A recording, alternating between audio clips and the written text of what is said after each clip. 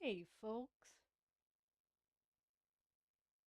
I I reset the camera because it's been running for a while, and I just want to make sure that my opening scenes are gonna work when our guest arrives. Hey, life happens, and um, we're running a little late here, so bear with us. And yeah, could be technical issues, could be. I hope it isn't bad news, but I got my email open in the back.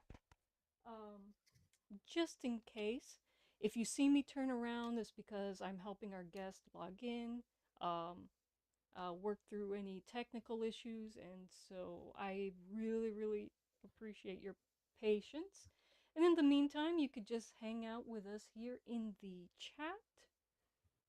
And I see my husband Lawrence is ready to go on the stream. You want to come on the live, mister? You want me to pull you up? I don't know Doesn't if know. it helps. Okay. Alrighty. So, I don't think we got anyone watching on YouTube yet, though.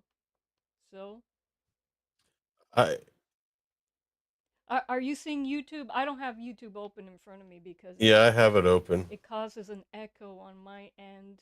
No, there's people other than us here.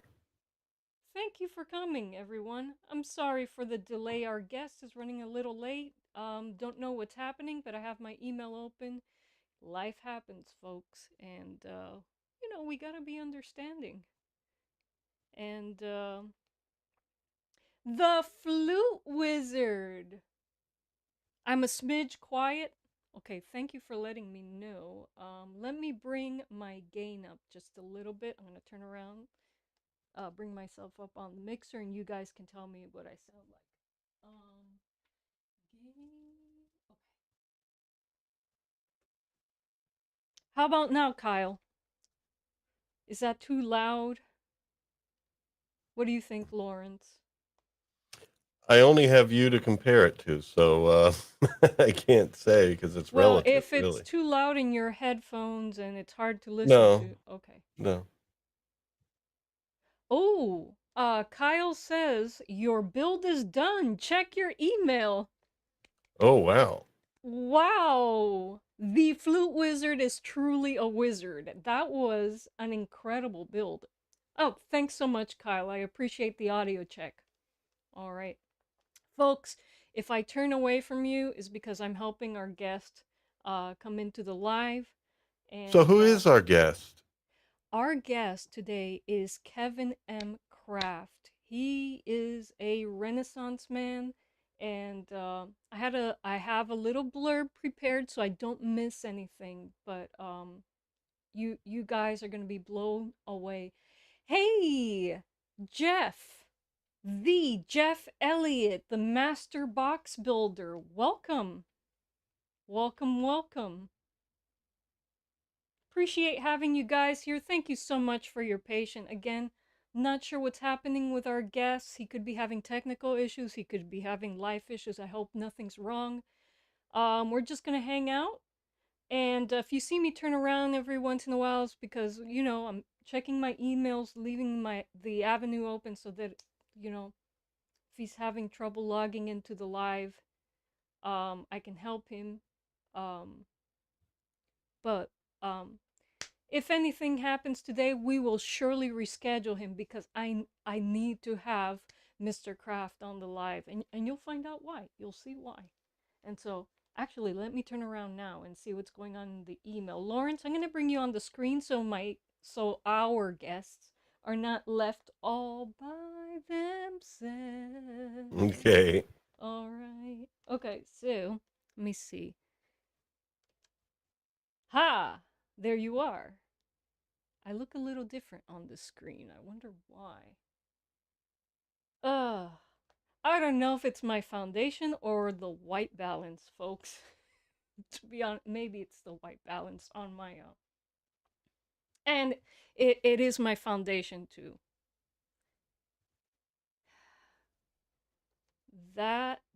It does not match my skin tone at all.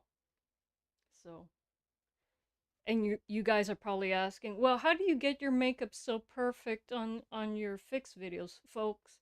I'm not a makeup artist, as you can tell. When I when I produce my fix videos, an application does my makeup, so that's why it's perfect. I've tried to reproduce my makeup at that level, but nah. That's what happens when you grow up a tomboy. You don't learn the basics of makeup to be good at it when you're my age. Let me see, but I can at least focus this. How about that? How about that?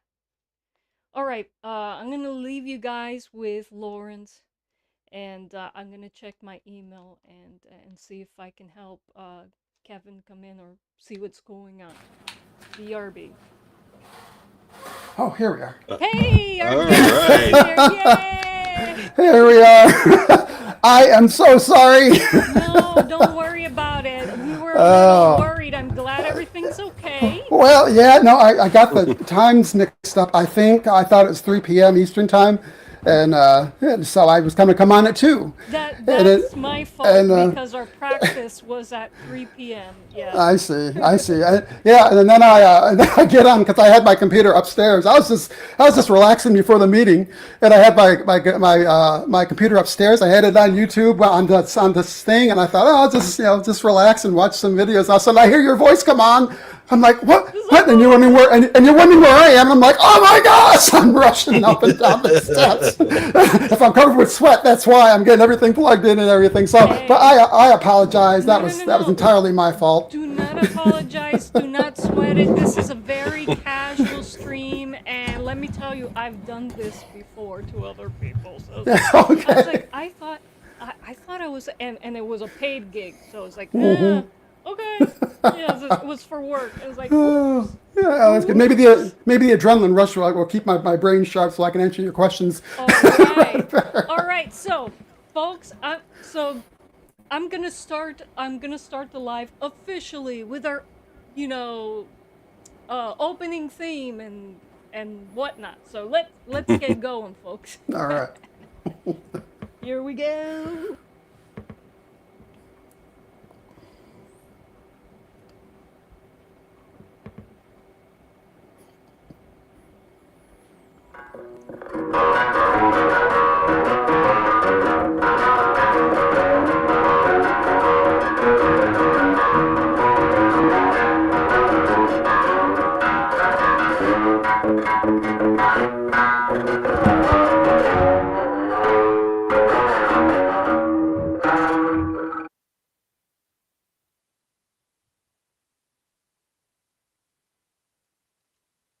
Well, hell. Hello, hello, fellow artists. Welcome to the third Psycheopera Creators Live. Well, I'll be showcasing fellow builders of musical instruments and their work, whether it's rustic cigar box guitars, traditional flutes, trash bin percussions, synthesizers, software instruments, DIY MIDI controllers, or classic guitars made by master luthiers.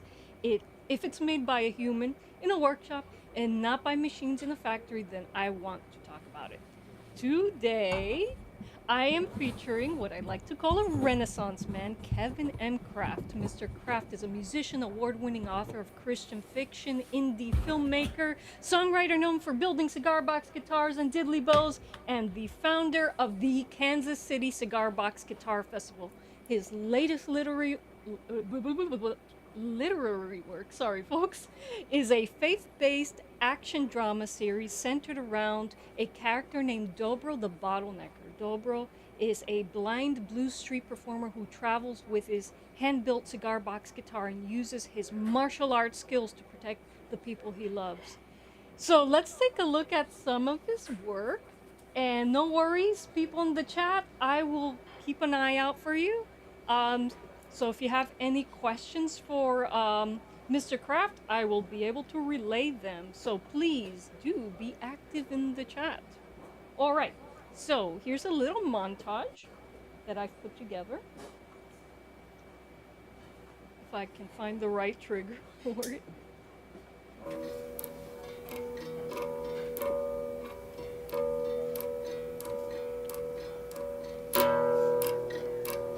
If you walked a mile in my old shoes,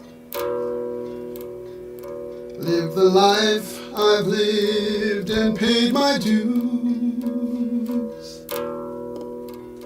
then you'd understand the man I am today, and look at me with kinder eyes.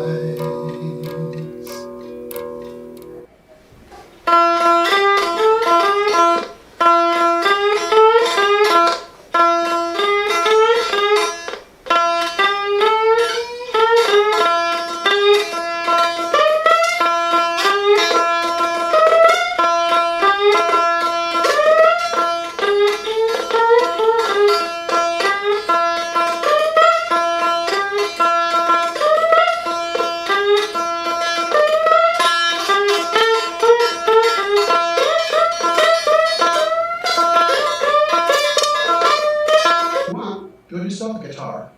It's quite simple.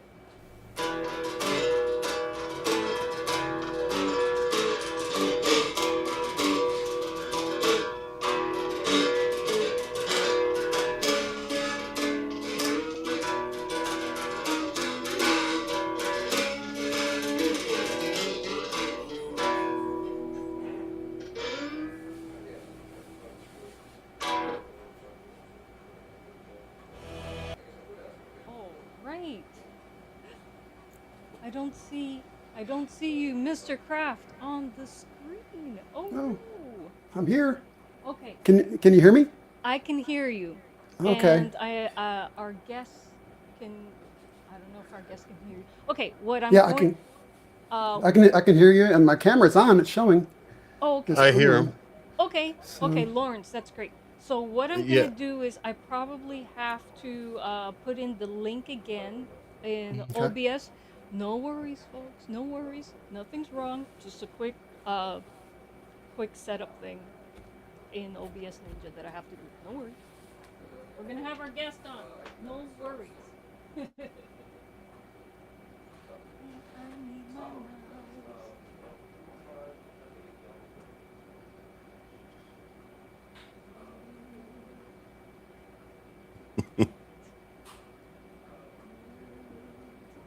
Let me get the browser. I put a note in the chat calling for anyone to let us know if they can't hear everyone. Okay. That's the Good. only way we really know what the audience is hearing. Yeah. Yeah, I don't have YouTube open anywhere because that causes problems. Kyle says all audio's good, just missing Kevin's video. Okay. Oh no. Okay. I see it. You see it I see Oh, all Oh three of yeah. us. I see it okay. too. now? Hey. Now we're all on the screen. All right. Awesome. We're keeping it Okay. real. All right. Well, Kevin, welcome to my stream. Thank Let's you get for having started. me. Let's get officially started by delving into the origins of your various passions. So, Okay. many people have one or two strong creative outlets, but you have seamlessly combined writing, music, building cigar box guitars. By the way, I love your style of building. We'll get into that. But Thank you. can you please share which one of these interests came first and how your other interests work, how your other work intersected with your primary passion? Could be a long answer, but Go for it. probably the first of my loves to develop was I'm thinking probably music, because I remember, just being a music lover and listening to all kinds of music in our house from my earliest remembrances. And we had all kinds. We had rock and roll. We had the pop music of that time. My parents listened to music in the 20s and 30s, and I even developed a taste for some of those. Awesome. And my sisters one of my sisters was into the Osmond Brothers, another one was into Olivia Newton-John. Nice. I grew up listening to, well, actually, I learned to play guitar listening to John Denver and Gordon Lightfoot and other acoustic guitar, artists. But music was probably the first thing, and I remember singing from a very young age in church. So I knew that I could sing. I loved to sing. Probably the guitar. I think the guitar came. Well, actually, I got to go before guitar. Came my interest in like motion pictures and storytelling, because I always loved storytelling. Loved it when my dad used to read us, Bible stories, and I loved it when my teachers would read to us. I'd always sit up and take notice, and I loved good storytellers, people who can convey a good story. And I always wanted to do that myself, so my interest in writing probably started there. I learned to type when I was probably 9 or 10 years old, taught myself to type. Wow. Wrote my first novel at 11. Wow. And then I learned guitar at, I think, age 13. I started taking a few lessons, but I wasn't really learning what I wanted to, so I quit and taught myself how to play guitar. So from there, you'd have to jump ahead. I started writing music as a teenager, I wrote my first score when I was like 12 or 13 Wow, for one of my stories, because I'm always thinking musically when it comes to the stories that I create. I always have a theme, and I learned. It came together, your music and the stories at the same time. Interesting. At the same time, yeah. And so I taught myself how to write music. I don't know if I was doing it correctly, but I taught myself how to make notes go up and down on the page. Wrote my first score for one of my story ideas. And as I played, I played a lot by myself, and so I'd act out these scenes, from movies I had in my head, and I'd always be at the same time coming up with the music, dun dun dun dun dun dun dun dun, and everything, and so that was my world. So all these things were kind of it's like a crucible for all of my loves. Flash forward to later on. In adulthood, I had always loved the sliding guitar sound, but never really knew how to get it. And so we'd play guitar, and I thought, how do you get that sound? And it's like maybe they have the strings really close to the fretboard or something. And that didn't do it. That didn't work. Well, one day I came home and had a VH1 on video music show, and I saw Bonnie Raitt on TV, and she was playing her slide guitar, which is what she's known for. And I was like, that's it! I actually knelt in front of the TV watching her. I was like, that's what I've wanted to do all this time. So I ran out immediately and bought a slide, first slide, and I started the agonizing process of learning how to play slide guitar. And I don't know if you know what I mean by that, but because your ear has to be really good, which I have a pretty good sense of pretty good pitch, perfect pitch. When I'm off pitch, it drives me nuts. And so anybody learning how to play guitar has to learn control and has to learn to, train their ears so that they know that they're on pitch. And so you never want to be around anybody when they do that, because it's quite agonizing. But I did learn how to play. I cut my teeth on Bonnie Raitt's work, Joe Walsh and Dwayne Allman playing six string slide. And but I still wasn't getting the sound that I wanted to produce for my own stuff, my own taste. Thought I really want that kind of thick, chunky slide sound. And so I tried everything. I tried getting other guitars, buying other guitars, and I still wasn't. I tried to change the nut and the bridge and see if that did it on my guitars that I had. That didn't work. I thought, well, maybe I need to build one. I said. So I looked online for luthiers. How do you build your own guitar, or what does it cost to have your custom guitar built?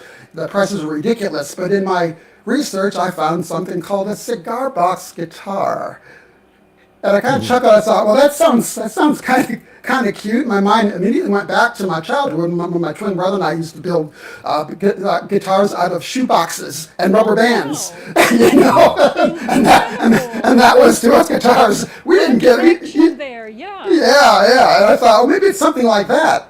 And so I clicked on a link, and it took me to Cigar box guitars, and it had schematics and everything, and it had the people that actually played them. And I thought, people are taking this seriously. I still thought it was kind of a cute joke, And I thought, maybe I'll try to do that. Maybe I'll try to build one just for kicks. I wasn't even serious, about doing it. I said, let me just see if I can build one. It just sounds kind of like an interesting hobby, or an interesting project to get engaged in. So I tell my wife, I'm going to build a cigar box guitar. And she's like, oh, that's nice, you know. And I thought, oh, okay, fine. So I went, my first thing was, where do I get a cigar box? I don't smoke cigars, so I don't have any here.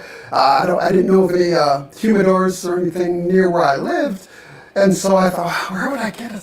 So I started calling around, and I called a place called Mom's Old Stuff. And it's just that. It's a store of old stuff, you know. Almost like a thrift store, but just old stuff you can't find anymore. Great name for a shop. All through the shore, yeah. And so I thought, and I called them and said, "Do you have any cigar boxes?" And I thought, "Yeah, we have a few here." And I said, "Oh, great! I'll come up and take a look at them." And I went in and I found the cigar boxes, but they were really dinky things. You know, not even the size of a Kleenex box. I said, well, that's not going to work. How do you get any sound out of that? Well, what can I use? Well, near the cigar box, I found this big silverware box. It's an antique silverware box. And, well, that's right here, actually. And I took it home, and I started building my creature in the basement. And didn't tell anybody about it or anything. I just went to work on it with the announcement I had on how to build one. And then I came out one day, when it was done, again, didn't tell anybody. I was just downstairs. I sat on the couch, and I started wailing away at this thing. And my kids that were really young at the time come downstairs, their eyes are wide, and what is that? It's a guitar. It's like, we want one, you know. Now you have to build them too. Yeah, and we did afterwards. I helped them each build a guitar of their own, but this is the first one. And it's a little beat up now that I got a string stuck, the ball end is stuck in the tail piece. Oh, it's a beautiful piece. I love that yeah, rustic look. Oh. Yeah, that's what I loved about it. But it's a big box. It's the neck. The scale isn't too long. It's about half the size of the neck. But this is my first one, and I love it. It's wired for sound. I can even open it up and put my lunch in it if I want to. Oh, wow. If I want to. Do that too. I love that. Love that. So yeah, but this is my baby. I've got to fix her up and get her playable again. Try to get the string out. This is my first one, and I built a couple more after that, and I got the sound that I wanted. When I hit it, as soon as I hit the first chord, I said, "That's it. That's what I've been looking for all this time." You know, is this sound? You needed Exactly. that grit. Exactly. Yeah. So that was my first one, and I built a couple more. I think this is my favorite one of all the ones that I built. The one that I use all the time and will never part with. Has a lot of chinks in it, but that's the one. And I think this is number 3. Is that right? I wrote it on the back somewhere, but I can't see it. Yeah, I think, and these are great boxes. I haven't been able to find these boxes anywhere. I found one more years later, and then I built a guitar. I was going to try to duplicate what I did here. I had 2, and I ended up giving it to my daughter because she wanted a guitar. And I thought, well, I wanted to give her one. I didn't want to give her something that I wouldn't make myself, or that I wouldn't want myself. So I gave her that box, and I've been on the lookout for another box like this. But yeah, that's my baby. That's my baby. And I've built for other people and sold guitars and that kind of thing. I haven't done that in a while, but that's kind of my journey. I'm sorry to interrupt. Do you have an online shop where people can look at your work and maybe reach out? I don't not anymore. I'm thinking about if I can get the time to build more guitars. I'd like to open up a Thumbin Guitars again. That's what it was called, Thumbin. And but I haven't done that for a long time. We'll probably do something. I'll probably do some more. I know I'm going to do a giveaway when the 4th Dobro book comes out. So we'll see what happens there. Yeah. But anyway, the way that everything came together was similarly when I started writing novels later in life, and the Dobro character. I created the Dobro character. Of course, I wanted to see a lot of myself in him, or vice versa, and so he plays the cigar box guitar. We wear the same wide brim, hats. I love that look. Thanks. Thanks. I wear it now, but I have my headset on. But I always love those hats. And Dobro is very, very close to my heart, and so a lot of me goes into the character. And at the same time, like I said, when I think of stories and books and like that, I always have a soundtrack going in my mind because it's like a movie. When I'm writing, it's like a movie.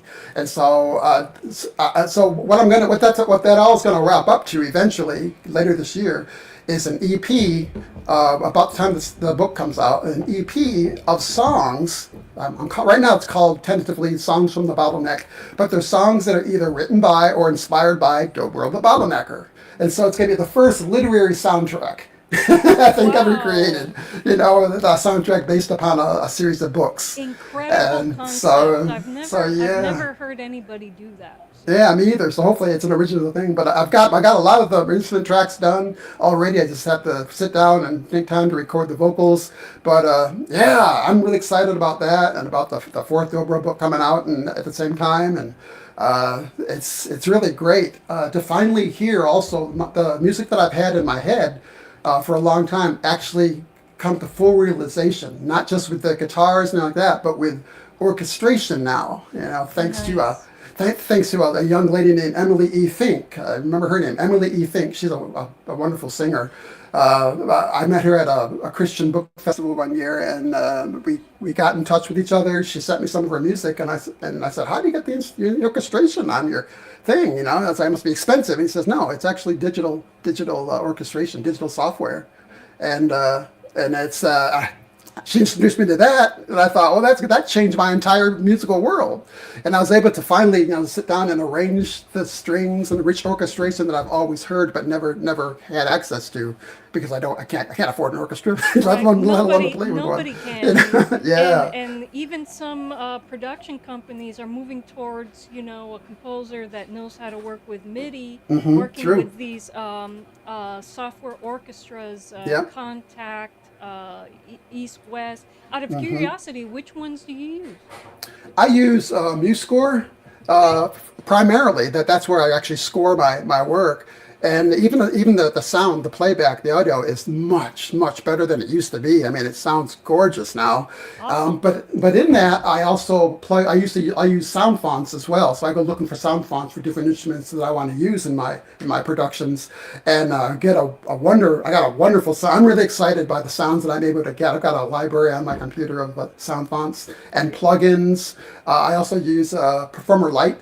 For my final DAW, I usually start with the work in Audacity, and then I move everything over when I got the effects and everything that I need. I move it over to Performer Lite to do the finishing work on it. Yeah, those are my primary tools. I also use Spitfire. What else? Lander. What's the one? There's one that I'm missing. That's a big one that I use. But I got a pretty big arsenal, of sounds and instruments. That's just. I mean, it's first time I heard one of my arrangements. I had scored one of my songs. I don't remember which one it was. Well, actually, no, it wasn't one of my songs. I thought for a first project, I would score something from memory from Electric Light Orchestra. I don't know if you know that rock band or not, but it's a classic rock band that combined rock music with classical instruments, and I thought let me do something easy, right? Easy, right? Yeah. So I did Big Wheels from Electro Light Orchestra, which is it's a really difficult, it's a complex song, but I did it from memory. I wanted it because I heard it so much. I wanted to see if I can do it from memory, and I scored it. And I remember the first time I heard the playback of the entire arrangement, I wept. Because I thought, this is beautiful. I can actually accomplish this. I can actually accomplish what I wanted to do all my life. And I'm already well into I was well into my 50s by that time, So finally to be able to realize something that I've only dreamed about and only heard in my head was just a joy, So. How do you feel about these new AI music tools that are coming out that will probably... for a lack of, something where you can upload a score and it will orchestrate it for you. Yeah, I have very mixed feelings, and I quite honestly I'm a little trepidation when it comes to AI. I see AI as a great tool to help make the scoring process or the sound engineering process easier. Right. But when I see things like AI actually creating music, or AI creating songs, even, you can put it, they don't do it perfectly, but I wonder. I mean, they're always getting better, right? So what does that mean for the artist? I thought it was startling that you can actually replace, if you do an audio of your voice singing, you can actually replace your voice with the voice of a known artist, Jeff Lynne, Paul McCartney, Bob Dylan. Even you just overlay that their voice on top of yours, and all of a sudden they're singing your song. And it's like, and for background, you can have anybody. It's like it's amazing, but it's frightening. It's like when is because they're only going to get better, I think. Yeah. And so when does it get to the point where they actually replace actual artists? Will we still be able to tell, a man-made project from an AI project? And will anybody care? That's what I wonder. Especially young people. They're used to this technology stuff. That's Auto what tune. I'm wondering. That Yeah. question: will anybody care? Because there will come a point very soon where you can't tell who is an AI influencer, for Yeah. example, and who's a real person, Exactly. and well, I Yeah. lost my point. Even if platforms like YouTube force disclosure, the clincher is, are people going to care? And my Right. guess is there are going to be a lot of people that don't care, and then there are going to be a lot of people that insist on only interacting with humans. Yeah. And then Uh, we're still going to have an audience, and our content is going to stand out for its authenticity. Even if we do use AI tools, for example, you compose a song and you have a AI orchestra perform it for you. Well, that's still your song, and you can tweak it, but it's still you generating the music. Right. And Right. so I think AI is going to be for us a very powerful tool. And yeah, there'll be half the people on YouTube won't care, but then there's going to be the other half that's like, no, I only want to interact with people. So, Yeah. I and think just you're to right. acknowledge people in the chat, the Electric Cigar Box, welcome. And Albert, welcome. And well, let me move on to the next question, Okay. Kevin. I wanna touch more upon a dobro, and Okay. the song that I played in the montage, the Kinder Eyes. So, the song Kinder Eyes, from what I gather, is sung from dobro's perspective and played Correct. on your custom cigar box guitar, and truly brings different creative worlds together. Can you tell us a little bit more about the message or meaning you intended to convey with the song Kinder Eyes, sung Absolutely. by Dobro? Yeah. Kind Your Eyes it's a song that Dobro, I imagine Dobro wrote sometime, and I don't want to give too much of the story of the book Sure. away because I No, want we to don't go wanna give out it and buy away. it. But he is a man who basically loses everything, loses his entire world, and but then comes back as Dobro. He changes his name and goes back into life, his life as a blues singer on the streets.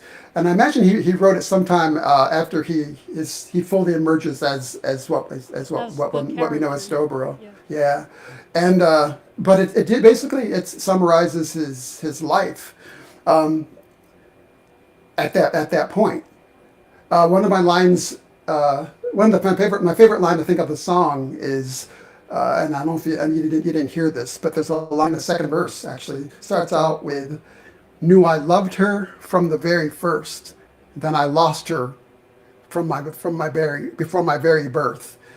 And it seems cryptic, but when you know what happens to him in the beginning, he loses his entire family, including his beloved wife.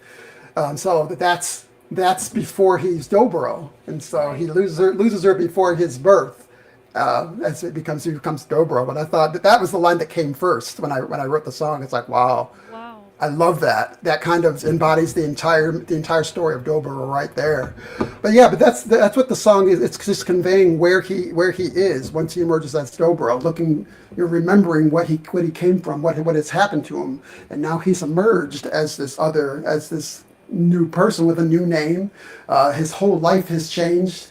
In many ways, he emerges better and stronger than he was before he lost everything, including his sight. So that's the message of Dobro. The entire Dobro's message is the whole rising like the phoenix out of adversity. Being a Christian, there's a verse in the Bible that is well known, Romans 8:28, that says, "We know that all things work together for good for those who love God and are called according to His purpose." It doesn't say some things; it says all things. And so Dobro believes that. He's a Christian, so he believes that everything that happens to him, no matter what it is, God has it planned for good. He'll turn it into good. I think, who was it? Daniel in the Bible says to his brothers after they sell him into slavery, because they hated him so much, and he meets them later as the not the Pharaoh of Egypt, but the next down from Egypt. He tells them when he meets them, and they're all trembling because he's going to kill them. He says, "No, what you meant for evil, God meant for good." And his story is very much, a one of, losing everything and then coming back, better than you were before. And that's a principle, that's a principle of the Bible, and it's one that I've seen in my own life. So a lot of the suffering that Dobro went through, I can relate to. I actually incorporated into his character, when he's trying to walk again, for example, after he's crippled by an assassination attempt. I put a lot of me in there because I remember what that was like when I had a real bad case of sciatica one year. It had me doubled over for a better part of a year, and learning how to walk again. You learn how to, going through the pain of that, and it's agonizing. Going through the pain of walking again. I remember that too well. So I incorporated a lot of that in Dobro's character, and the rising from adversity. Is the message. Very beautiful message, very inspiring message, and folks, if you want to listen, because you have audio books as well. If you want to read or listen to any of Kevin's books, please go to the video description box. All of his links are there. Please do go and check out his work. Please, please, please. Yeah, please. So, okay, new question. Okay. So given your different talents, how do you manage your time and creative energy across these different disciplines? Do you find that one pursuit recharges you for another, or are they sometimes in conflict, fighting for your attention? How do you feel about that? Both occur. I think that they each vie for my attention. That is definitely true. That's probably the case most of the time because I'm always got something ready to go in my mind, what I want to work on and everything. So yeah, they do vie for my attention. How do I handle it? I don't know. Probably badly. But I'm trying to get. But I'm trying to get better at it. Actually, that's been the theme of this year. I always have a theme for each year, and this year is being disciplined, planning, and being flexible. So all those three things, I'm trying to become more disciplined in what I'm doing, rather than just doing something because I can do it. I'm trying to be more thoughtful about my time, and also just trying to what was I going to say? I lost my train of thought. But trying to make sure that my time is well managed, and learning about what I'm doing, because I can write music, I can write books and stuff very, very easily and naturally, but with some of my pursuits, I don't always understand the technical aspects of what I do. It's just something that I do, it's just something I guess I'm gifted or talented for doing. Music making, for example. Right this year, I've been finally learning what it is that I'm doing, what I've done. And now I'm learning, okay, I do this, but what am I doing? What are the technical aspects of it? What's the articulation in these strings? What does that mean, and how do I do it? So really just learning all of the technical details about what I'm doing, rather than just doing it now. And that's been kind of interesting. It's been kind of sad, because I'm used to just winging it and coming up with, having great results and enjoying that. But I find myself wanting to just learn the mechanics, learn the technical aspects of what I'm doing, composing or playing and everything. Do you find that brings you more inspiration, or you feel like it's for example, I found that as a student composer, you learn all this theory, you learn all these techniques, and sometimes you just get so bogged down in the theory that you don't let inspiration flow and take you where the piece wants to go. And so how do you feel about that? I don't let that happen too much. When I feel myself when it starts to become a drudgery, when it starts to become a chore where I don't love it anymore, that's when I usually take a break and stop, and say, okay, I'm taking it too far, because you can overthink things, Yes, Yeah. Yeah. And I don't want to do that. It's like the stuff that I want to learn, the technical stuff, are things that I really want to learn because they're interesting to me, But other than that, I'm not interested in getting all bogged down in the the minutia of it all. Yeah, I think your approach is just spot on. You're following your curiosity, and following your curiosity always leads to inspiration. But when you're Yeah. trying to force something, I agree 100% with that.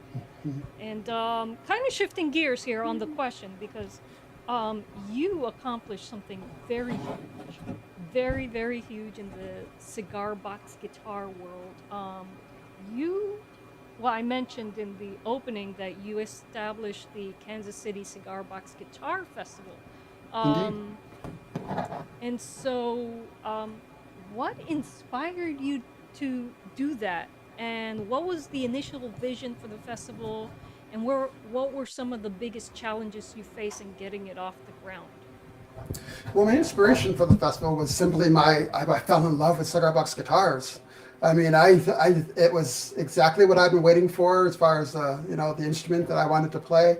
I even cannibalized. I had a couple of six strings here, and actually cannibalized a lot of the tuning heads from all of my. I got one sitting right here. Some of the guitar bodies that are just they are just a shadow of what they were, because I took all the hardware, the tuning heads off the acoustic, the six strings, and used them for my cigar box guitar. They're much more fun. They really are. They really are. I mean, each one has its own personality. I think you could build two guitars using the exact same material, and they'd each sound different. I really believe that. It's true. Yeah. But yeah, I just fell in love with the guitar. It's almost like a religious experience, and I wanted to share it with people. And so I thought, what can be done? As I did research on CBGs, I saw that there were some festivals. St. Louis had one. And I thought, oh, that's great. Well, yeah, I could go to the festival, or I could do one here. This just came into my mind. Spread the religion. And so I contacted the founder of the St. Louis Cigar Box Guitar Festival and just started asking him questions and everything. And so I thought, well, we have the Kansas City Blues Society here. And so I went to that organization and said, hey, what do you think about a cigar box guitar? And I got a lot of lip service the first year I told them. That was back in 2000. 2009, I think, was when I actually went to them with it. And they said, oh, sounds great. Well, we'll definitely consider it. Well, they kept tabling the idea at their meetings. And so I said, well, I think the only reason it's going to get made is if I joined the Blues Society. So I joined the Kansas City Blues Society in 2010, I think.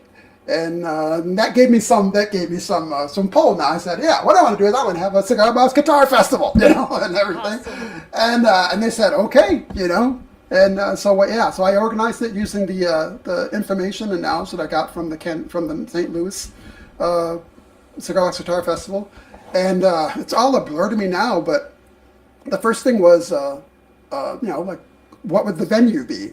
I wasn't sure. And somehow, I don't know if it was by somebody recommending it or I just, I think I looked up venues where there were live performances, occurring in the city anyway. And there's a place called Knuckleheads that's not far from where we live that I thought might be good. I think actually they may have had a slide guitar festival or something like that there, and I thought that's perfect. So I went and talked to the owner there, and he said, "Yeah, sure, why not?" And so he was on board with that, and so I just started putting it together. I started talking to other players, and found out that there were some actually here in the area that I didn't even know about. Wow. A few people, and so that brought us together. I went to Cigar Box Nation, of course, that main website, and talked to Shane Spiel, the king of the cigar box guitars, Wow. and and he gave me That's some super cool, advice. Yeah, he gave me some advice and everything, and we became friends. But the whole thing kind of just came together very, very organically. It's more like me just finding people that already existed, not just here in Kansas City, but in other states as well. And when we finally had the festival in 2011, the response was overwhelming.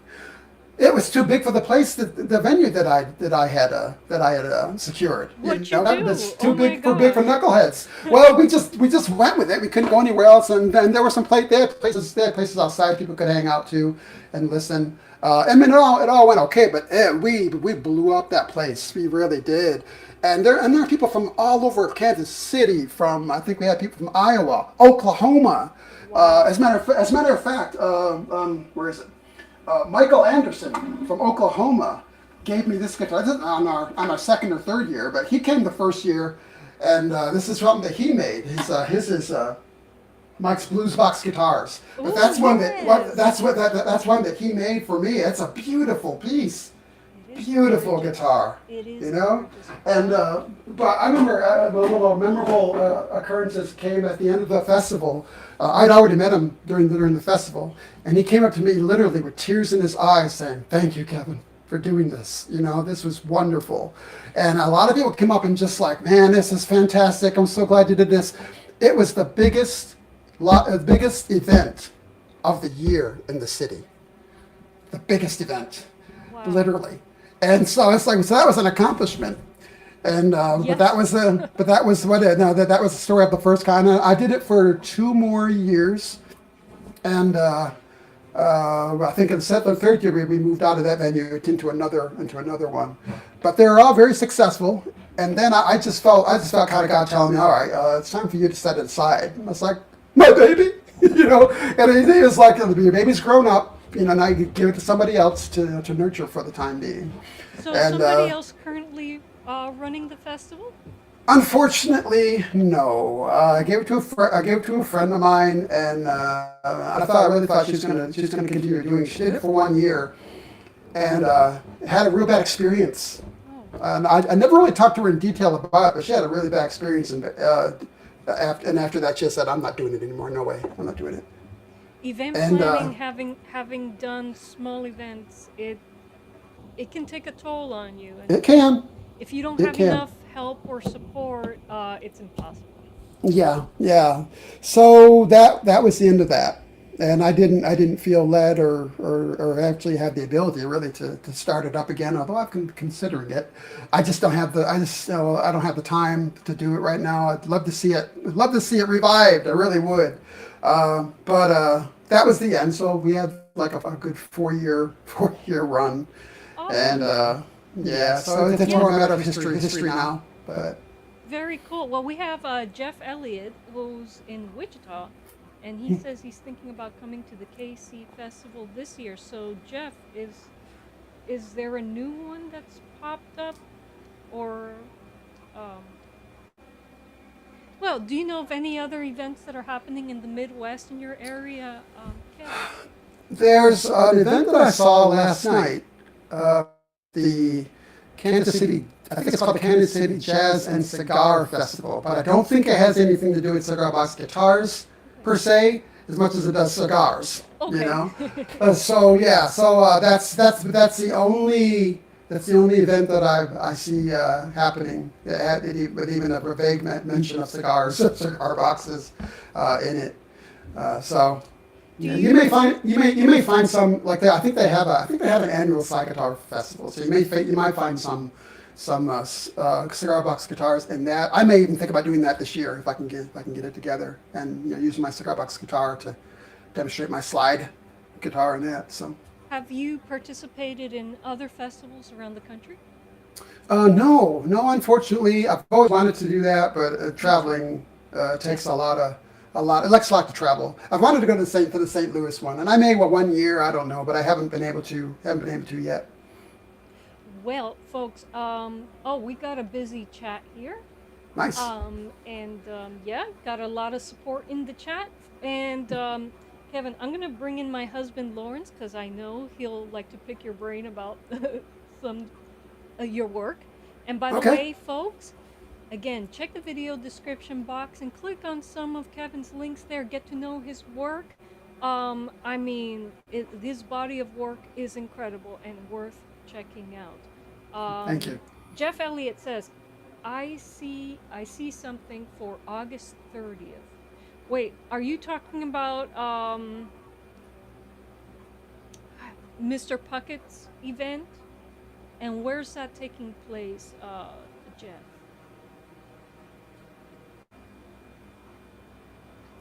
And what's the name of the event? Yeah, what's the name of the event, Jeff? Put it up in the chat and I'll announce it. I'm going to shift screens, folks. And here is Lawrence, my partner in crime. Hey, Lawrence. Nice to How meet you sir. doing? I'm doing good. Likewise. It's good to meet you. Yeah, I feel like a phoenix that hasn't risen from the ashes yet. I'm still sitting in them. So Oh, I see. I'm trying to get up off the ground. But anyway, very inspiring stuff that I've been hearing, especially your work with Dobro. And I don't know. I was interested in hearing a little bit more about that. Like, I guess, how do you relate? I guess you've already explained a story about your personal health issue and how that kind of was similar to what Dobro went through and everything. Have you thought about bringing some of this story into audio form, like either as an audio book or as maybe music based on the stories from the book? Yeah, as I mentioned in the beginning, I'm working on an EP of songs inspired by Dobro, songs from the Bottleneck, I think it is. So that's definitely right. that's definitely on its way. And like I got a lot of the instrument tracks done, the orchestration is done. I think what I'm going to do, I'm gonna have an instrumental versions of the songs, and then songs with the actual the lyrics and everything, the vocals and everything. But yeah, and as far as the books go, I know books 1 and 2, Dobro the Bottlenecker and Long Way from Paradise, are available as audio on Audible. Oh, great. Books. Yeah, so that they're available. I haven't done any of the other ones yet. I don't know if it'll get done, or eventually maybe the rest will get done. But at least I got 2 of them on there. So yeah. All right, great. I've checked out some of your audio samples, or samples of your audiobooks, Kevin. And just out of curiosity, do you work with voice actors or do you overdub with AI? How does that work? In the case of the Dobro books, I worked with a voice actor named Todd Thompson. Oh. Yeah, and I found him at Audible, and I went through a lot of people, and I just loved the way he sounded. I loved the way he read, and the man himself is really something. It's really cool too. So I really enjoyed working with him, and I think he did a fantastic job. That's very neat. So Audible has its artists that you can choose Yeah. from. Or, Yep. Okay. Mm-hmm. All Yeah. right. Have you ever used Voice 123? That marketplace? No, I haven't. I have not. I've never heard of that. Okay. Well, that just out of curiosity, because I thought that I would set up an account there. I don't have the best voice for radio or for audiobooks and stuff like that. But just out of curiosity, I was thinking, is that a good marketplace? But if Yeah. you such, an artist that's in it hasn't heard of it, I'm like, okay, maybe not worth my time. Yeah. I'm searching. I'm searching for it right now. How do you spell dobro? Doboro. Welcome, Julio That's Torres. how I spelled it. I'm not finding. Hmm. Put in the whole thing. Dobro. Or what are you looking on? Audible or Yeah, I'm Amazon? on Audible. Audible. Put in the whole thing. Dobro the bottlenecker and see what comes up. Yeah, because I have a vision problem, and I kind of need to do audiobooks. Okay. Okay. and, I, Yeah, I, I and know I know it's there. If you can't get it there, go through Amazon, and everything is available through Amazon as well. okay. So, and it'll take you to the Audible site.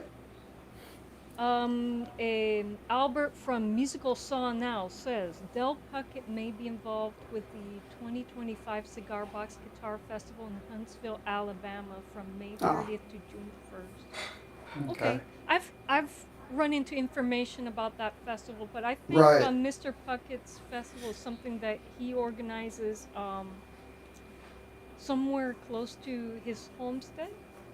Okay. I don't have the specifics because right now Lawrence and I can't travel. We want to do all of these festivals, but yeah, we just got to get the business rolling and put Right. together a travel fund so that we can attend all of these festivals. That would be great. That'd be Yeah, great. It'd be great to meet up at one. Actually, that'd yes. be cool. Yes, yes, yes. There are so many people that I've gotten to know here on YouTube, and I want to meet everyone in person, and I want to play Same with you here. all in person. Yeah, that'd be Imagine great. us all around like a campfire and just jamming out. Oh Yeah. my God. Cigar box guitar chorus. Just everybody. Yes. That would be great. I'm bringing my mead, just so you know. Okay. Lawrence and I Okay. ferment our own mead and our own wine. Okay. Jeff Elliott in the chat also makes wine. So, Oh, cool. yeah. Nice.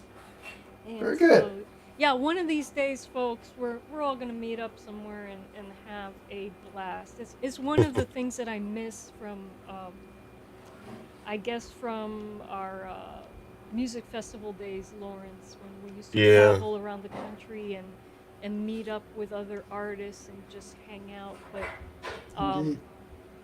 the group of Well, we weren't exactly on tour, but no, not just on like tour, not on tour. maybe two trips a semester or one or two, Yeah, and even that was good. It's great to just get around, but yeah, things Cool. have been quite different. Hopefully, we can get back into a little bit of traveling. That'd be great. That'd be great to meet you someday. no, Would. it's gonna happen. It's gonna happen. It's just the timeline, the Yeah. timeline. I hear you. And we're inching forward to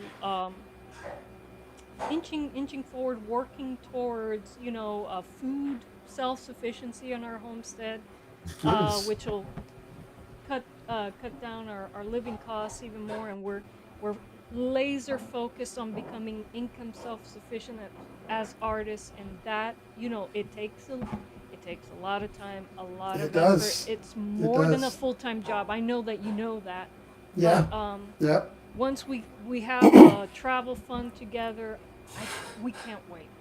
Can't wait to That'll be Hmm. travel. great. That'll be great. What an adventure. Adventure. Look Yes, forward yes, to. yes. So, yeah. Oh, I have to go back and correct myself when I talk about the Bible references. It wasn't Daniel. It was Joseph. I was meant to Yeah, talk about. yeah, I remember. I So, mentioned that at the time. I was like, I think his name yeah, was Joseph. Joseph. Yeah. Yeah.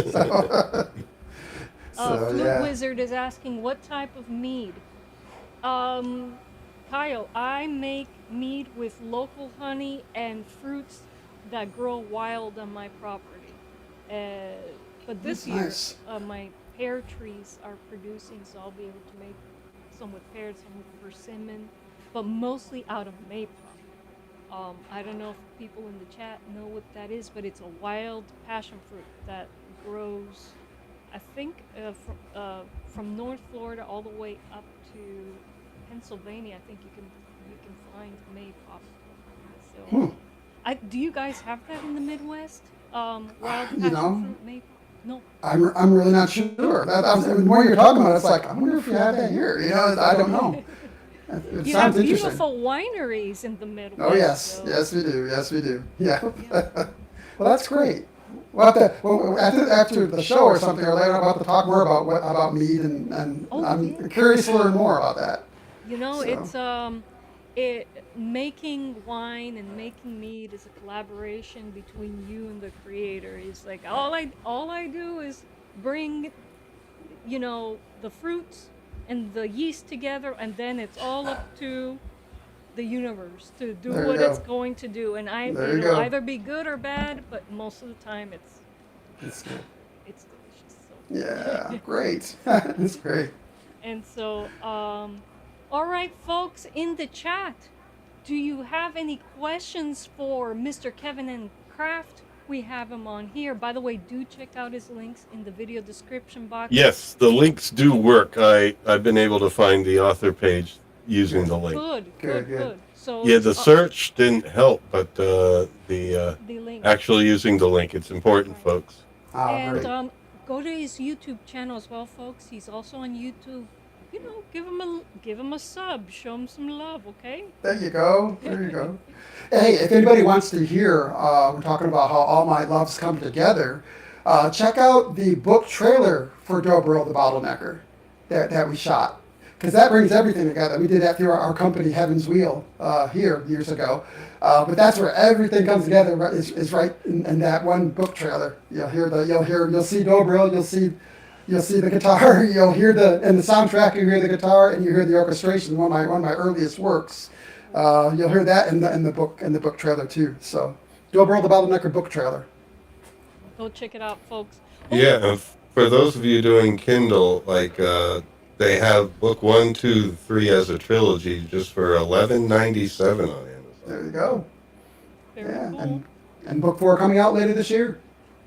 Awesome. So, Kevin, would you like to play or show off your favorite builds on here? I know you have the codeine Yeah. there, ready to Yep, go. yep. We got a few things. Let me switch. Lawrence, I'm going to take you off the screen so we can see Okay. Kevin better. Let me make sure I press the right button here. Number 3. Okay. All right. Oh, there I am again. Okay. Sounds good. If you walked a mile in my old shoes, live the life I've lived and paid my dues, then you understand the man I am today, and look at me with kinder eyes. Very cool. Yeah, Very yeah. cool. We got you back on. All right. The slide that I use is actually one of my own device in a way. I have a lot of slides. I'm a slide collector, so I probably have 100 here at least. And I've used different materials. I like brass, Awesome. and I like glass, but I thought, what if I could get something in between? So I took a brass slide and put it inside a glass slide, and that's what you see on the video. Very cool.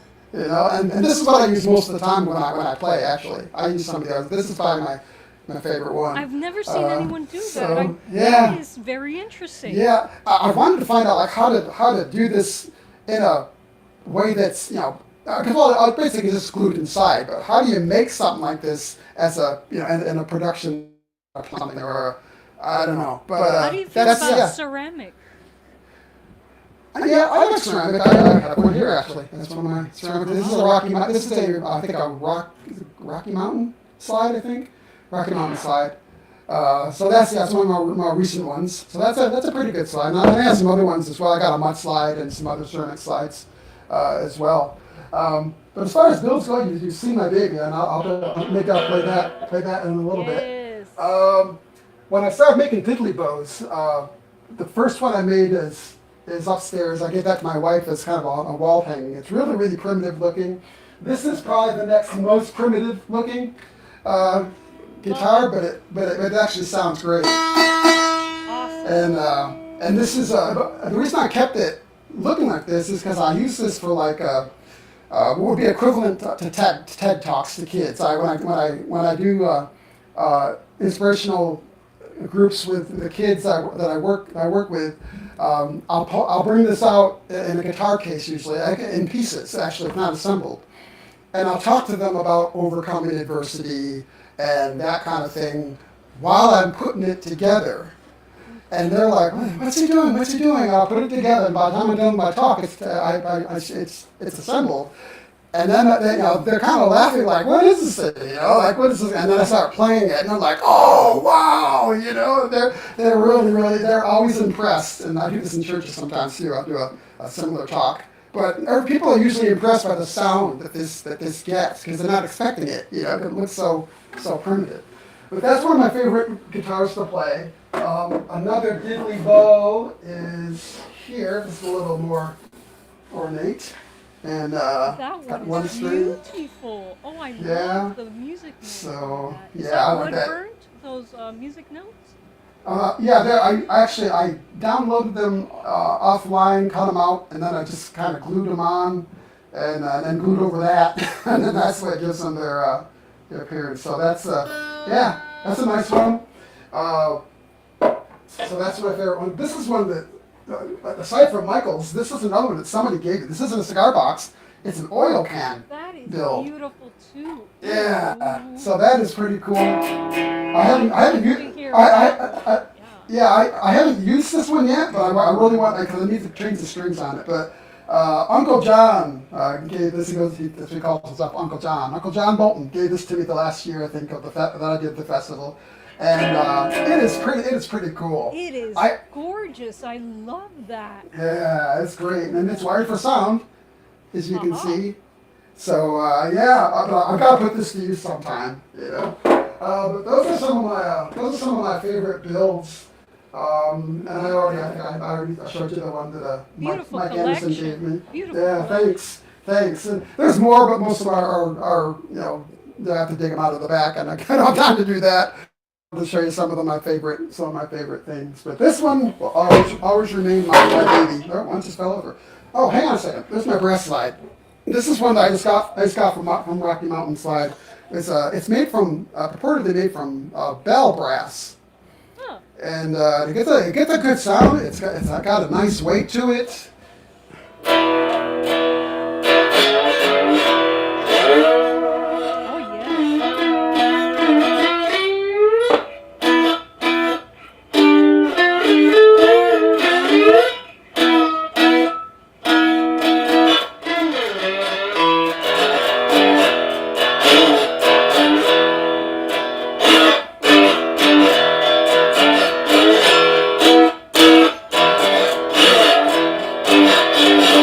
Oh, yeah. Oh, yes.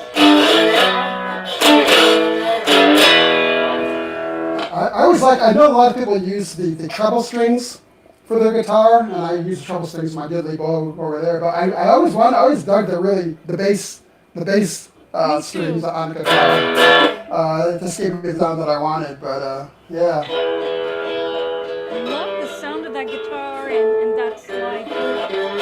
yeah, thanks.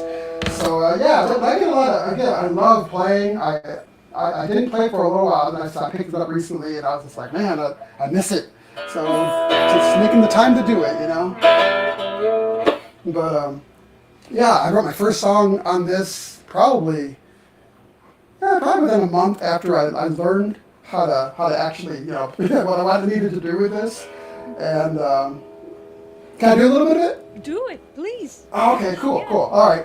This is a song. This goes out to it's a young man whose name is Colby Landwehr.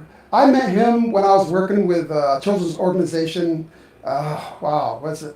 It had to be at least 15 years ago. He was just a kid, 14, 15 years old, and we had a lot in common. As far as the things we were both science fiction fans, and and so we had a lot to talk about. But touched my heart because I remember one day I was talking with him at dinner, and he was saying how he felt like he was in the middle of an ocean, and was just like trying to stay afloat, and that's what he felt like in his life, and I really took that to heart. Like, man, this kid's just kind of surviving. And on the way home, I actually wrote this song on the way home, thinking about him. So Kobe, I think, is about 30 years old now. And so I haven't seen him for a long time. I never got to share this song with him. So I'm going to do a little bit. I'm going to do a little bit, hoping that he'll see this. I told his mom that I was going to be on and give him a shout out today if I could. Awesome. So I'm going to try. I'm going to try and do this song, and we'll see how it goes. I haven't done it for a while, but we'll see how it goes.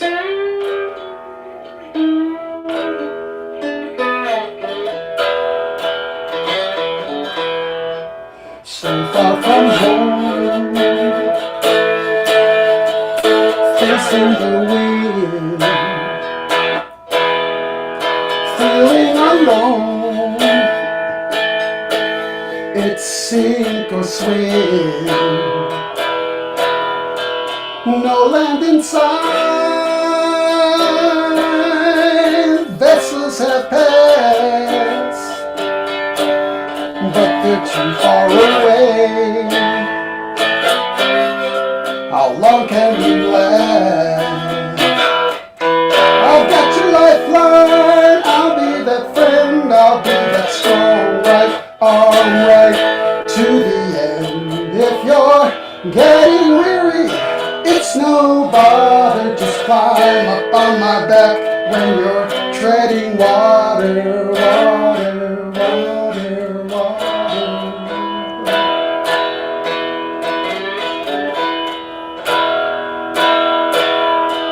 You take a break, I'll kick a while. We'll make it home, or at least to some eye. I'll take the weight for you, I'll be fine. Oh yes, I can hold my breath a long, long time.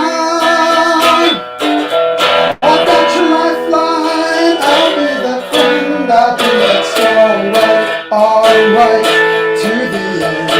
If you're getting weary, it's no bother, just climb up on my back when you're treading water, water, water.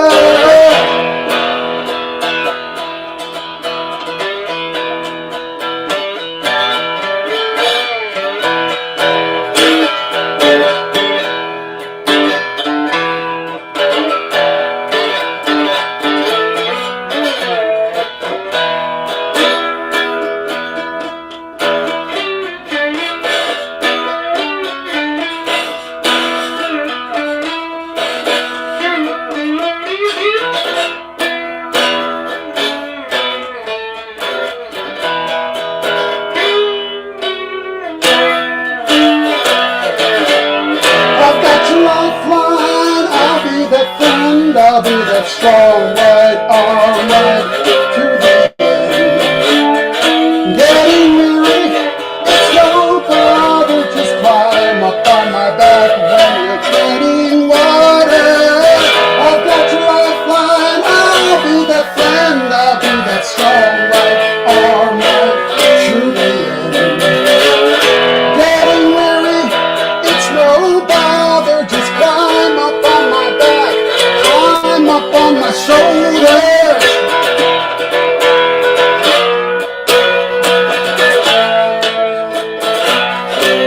Whenever you need me.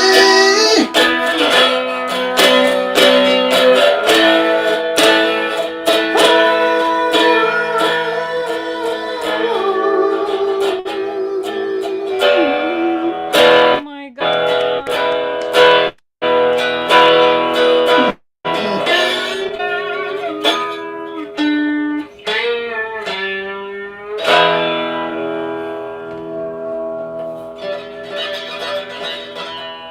That was super go. cool. That's a powerhouse song, my friend. And the Thank chat, you, the thank you. chat is loving it.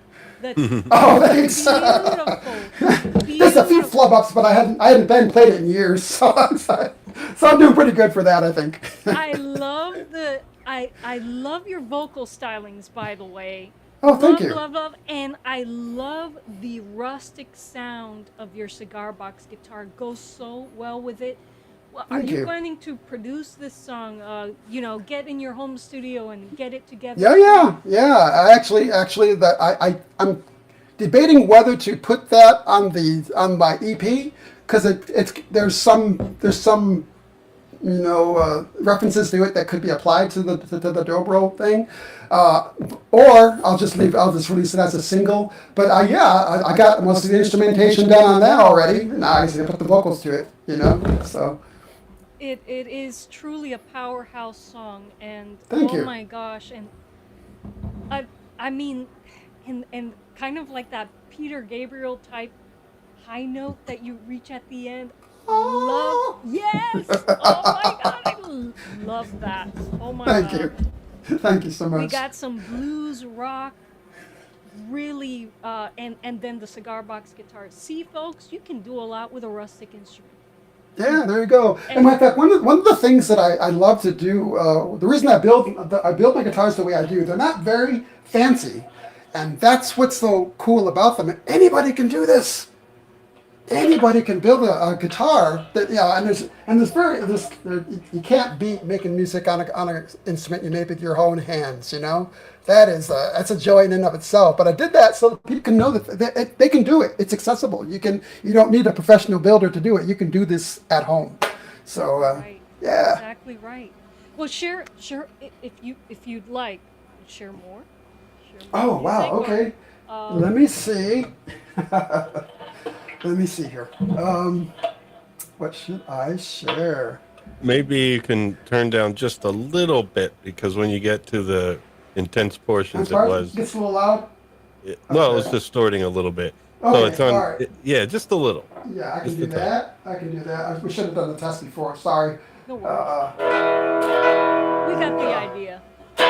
how's that? Is that better? Is that pretty good?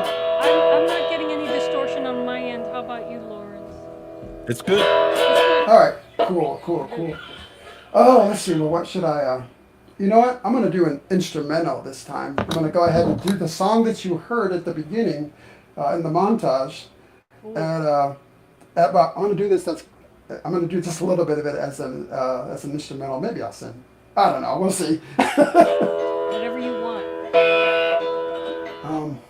How does it start? That happens to me all the time. Don't feel Oh bad. wow. I'll perform a If you song. want, yeah, got it. Okay, go for it. Go for it. Okay.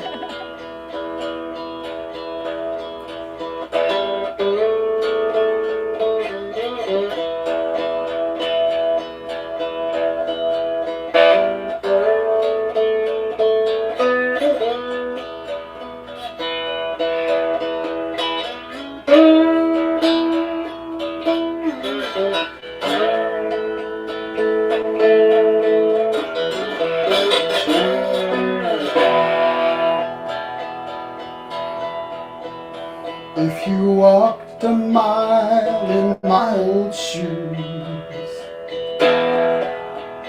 lived the life I've lived and paid my dues, then you'd understand I'm not the man I was, and look at me with kinder eyes. Knew I loved her from the very first, then I lost her long before my birth.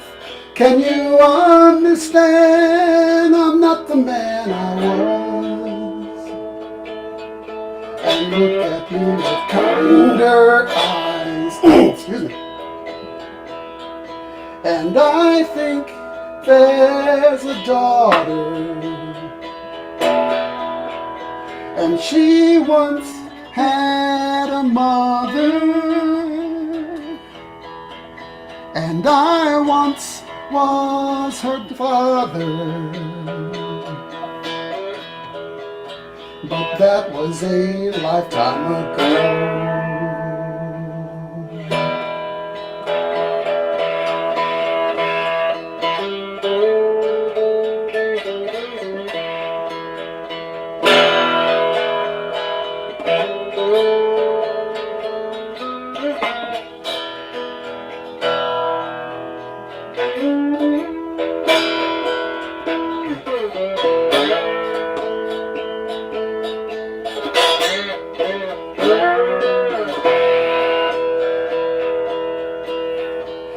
And I think there's a daughter, and she once had a mother, and I once was her father, but that was a lifetime ago.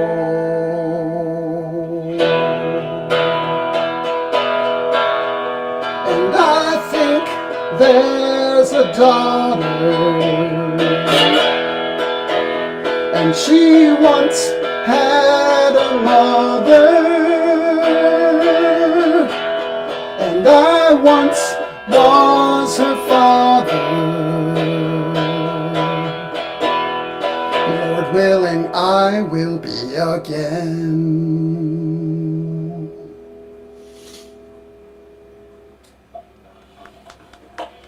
Thank you for playing the whole song. Yeah, for very us. nice. You're welcome. You're welcome, Bird. Lawrence, My pleasure. let me bring you back on.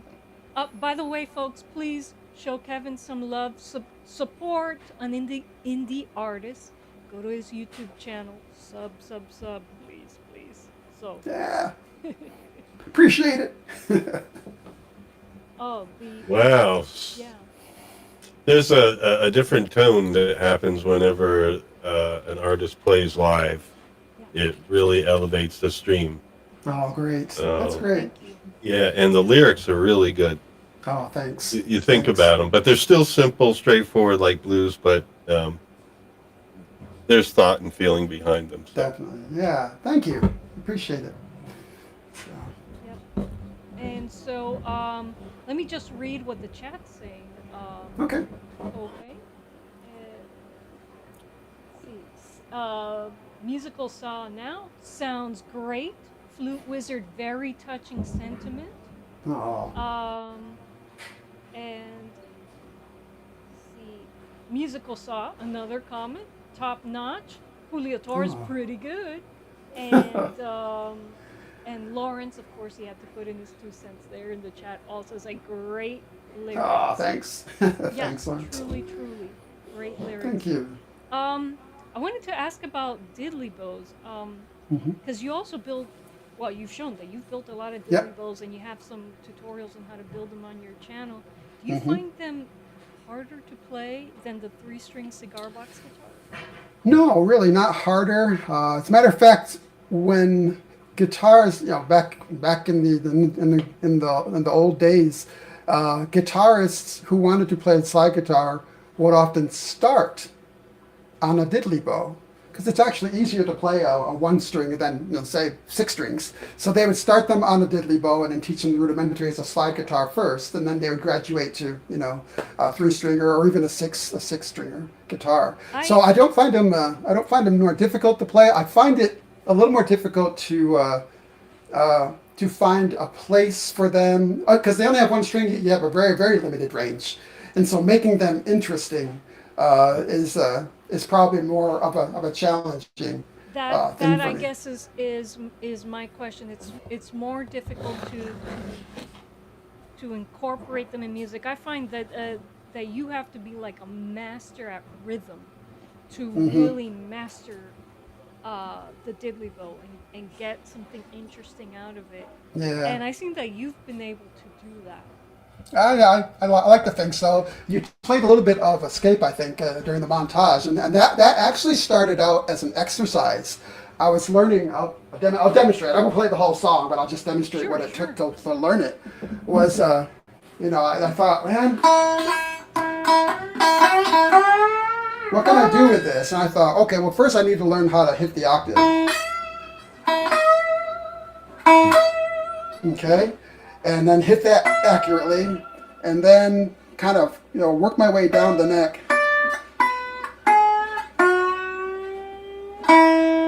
So everything's by ear. So everything's by ear. No marks on this one. No, it's totally by ear. So then I went to the next note. Make sure that was right. And then the octave. So you get. And that's the song. That's the whole song. And that part there, it's got to be precise, otherwise you get. And I want it to be a minor.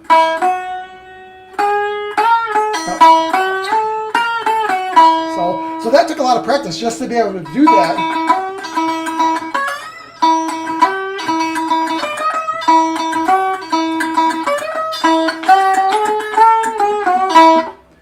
You know, and that was just practice and muscle memory and using my ear, you know. But that's how I got. That's how I thought, okay, that's something interesting I can do with the with this diddley bow, and that's actually a showstopper when I do concerts and stuff. I do this, and everybody just goes wild when they actually see it. You know, after the song, if it stops on kind of a dead note, it's like, oh wow, yeah, fucking applause. I bet. But that was a fun. I started as an exercise, just so I can, you know. So work on my position. as part of your build philosophy, you do not include note markers or scale degree markers? Actually, I do, especially when I want to build for other people. I started including, my first one, I have them on the side. Okay. And then I started, and then I incorporated that into my general build philosophies. When it comes to diddley bows, if I make my guitars for somebody else, I usually include markers. With my own guitars, if I'm just making them for myself, I don't need them as much. So I may include them more, I may not. And with the diddley bows, I generally don't. You know, I just feel my way up, you know, through the notes and stuff. But yeah, as part of it, for a general build for somebody else, I usually do include markers and they're on the side, so you don't have to be looking like this. You can look right down, you know, on top of it. It just forces you, I feel, it forces you to use your ear to get the sound exactly. you want. And as someone who used to teach ear training, I find that if I were building diddley bows back in the day when I was teaching classes, I think, first of all, it's a class that music students dread. I think it would have been more interesting, but I would imagine I really could have made more of an impact if I was building diddley bows back then. That would have been interesting, yeah. With to teach students how to use your ear, how to connect with what you see on the page physically. You know, we force students to sing. Some students don't connect with music physically that way. Right. They connect with an instrument. And with a diddley bow, it's just so basic. You have to listen. Exactly. So exactly. I was just wondering if you insisted on no, you got to use your ear to play this. You can't look at the markers. Well, now that you put it that way, I don't think he'll agree to it. Probably not. But I see the point in what you're making though.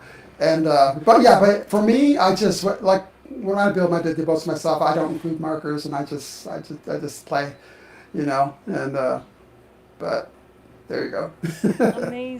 amazing. And so, chat.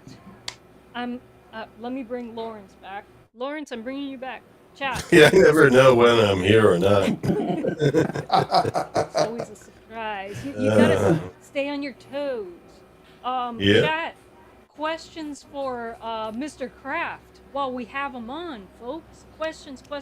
And by the way, check out his stuff in the video description box. Please support an indie artist. No cookie cutter stuff here, folks. Yeah, that's what we're doing here. We got a good vibe with Mike and the Flute Wizard and Albert all joining us. We're having a regular thing each week now. And tonight we do have a guest artist, World of Swap Shop on Earworms. He's also an author, wrote Praxium of the Pathfinders, his Star Wars rewrite. Yeah. Oh, wow. Well, not just a rewrite, it's a whole different branch. It starts after The Force Awakens and goes a whole different direction. Nice. And it's really cool stuff. So, yeah, every week we want to get creative. Right. Nice. Right. Crowdface, I haven't acknowledged you. Welcome to the chat. And so, folks, please, questions while we have this amazing artist on. Yes. Ask me anything. He says, well, I guess I could start with, like, what's your approach for a very common issue tuning pegs that slide or that don't hold. Cheap tuning Um, pegs. yeah. Well, I mean, other than because I think it could still have the really high quality ones. It depends. Probably. I haven't had that big a problem with them. And I buy them I mean, I talked about this on a previous show. I buy mine in bulk from CB Giddy, and so I have a big supply of them, and I just use the same ones, and I haven't had any problem with them holding their tune at all or slipping, so far. So I have more problems with my cello. Oh wow! Because Yeah. they're tension Right. tuners. So you play cello as well. I'm learning. As you can see right Cool. here, I'm learning, and I want to get well at enough to be able to add my own cello parts to my music, and so yeah, a cello is something I've always wanted to learn, and I finally broke down and bought a cheap little cello to learn, and yeah, I love it. Cheap I little love it. cello. I'm a good cheap big cello. Faith, welcome, welcome. Yeah. And he says, best repurposing of cigar boxes ever. So Oh, thanks. we might you Thanks. might have inspired another person to build. But Yeah, I'm great. glad you mentioned cello. Have you ever thought of building leg fiddles with cigar boxes? Yes, I have. That is a goal that I have. Um, and it's a matter of getting all the equipment that I need to do. I think I have some tuners already that I'd acquired a couple of years ago. Yeah, it's just a matter of just doing it. And I know that when I do it, I know when I do it, it's got to be right. I can't just slap it together. So that's a goal. That's definitely a goal of mine, to build an acoustic electric cello. Very So cool. yeah, definitely. Unblinding Faith has a question for you. Okay. Does the neck run all the way through the box? Yes, it does. And yeah, it goes all the way through. There we go. And It does Crowdface indeed. has a question for you. He says, how much is a cheap cello? This particular cello, I think it wasn't much. It's like maybe somewhere between $250 and $300. So it was really cheap. But it gets some tone, and I'm able to to play on it and learn on it and everything. So that's all I need right now. I'd like to get an electric cello one day. That's one of my goals as well. And Good. maybe You can electrify the cheapie yeah, with some exactly. piezo. Yeah, I could get some pieces and maybe do that. Yeah. So yeah, I might do that actually. I'll definitely when I build my own cello, I'll definitely I'll have that electrified as well. So Liza, was your electric cello ever returned? No, but you know what? It wasn't a very good electric cello, anyways. There are a lot of electric cellos out on Amazon, and they have they're piezo based. They have a preamp built in. You have to put in a 9-volt battery, but they don't sound and play well. Um, hmm, and and they have so little character because there really isn't a resonator. right, It's right, just the neck, and so it's just build your own, folks. yeah, It's easy enough. Shane Spiel has an article out on how to build leg fiddles. This and he puts out the history about it. cool. There was a big surge um, surge of leg fiddle builders in the early 20th century. You know, around the Hmm. time where cigar box guitars had their original heyday. Mm-hmm. And yeah, people were building 1-string and 2-string leg fiddles because they Nice. couldn't afford a cello or a violin or and That's so pretty cool. there are instructions out there, and if you Mm-hmm. go to Shane Spiel's forgot what the publication was called, but I think it's a newsletter where he puts out build schematics and stuff like that. Just Mm-hmm. look for that in his thing, and Yeah, I'm going to.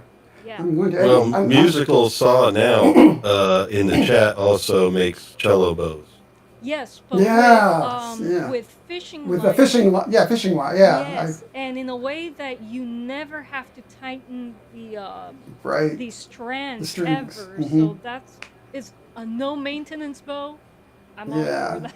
I wanted to talk to him about that, as a matter of fact. So yeah, I saw that and I thought I gotta talk to this guy about Yes, that. yes. But So his channel is Musical Saw Now, Albert. So you can follow him on there, and you guys can connect.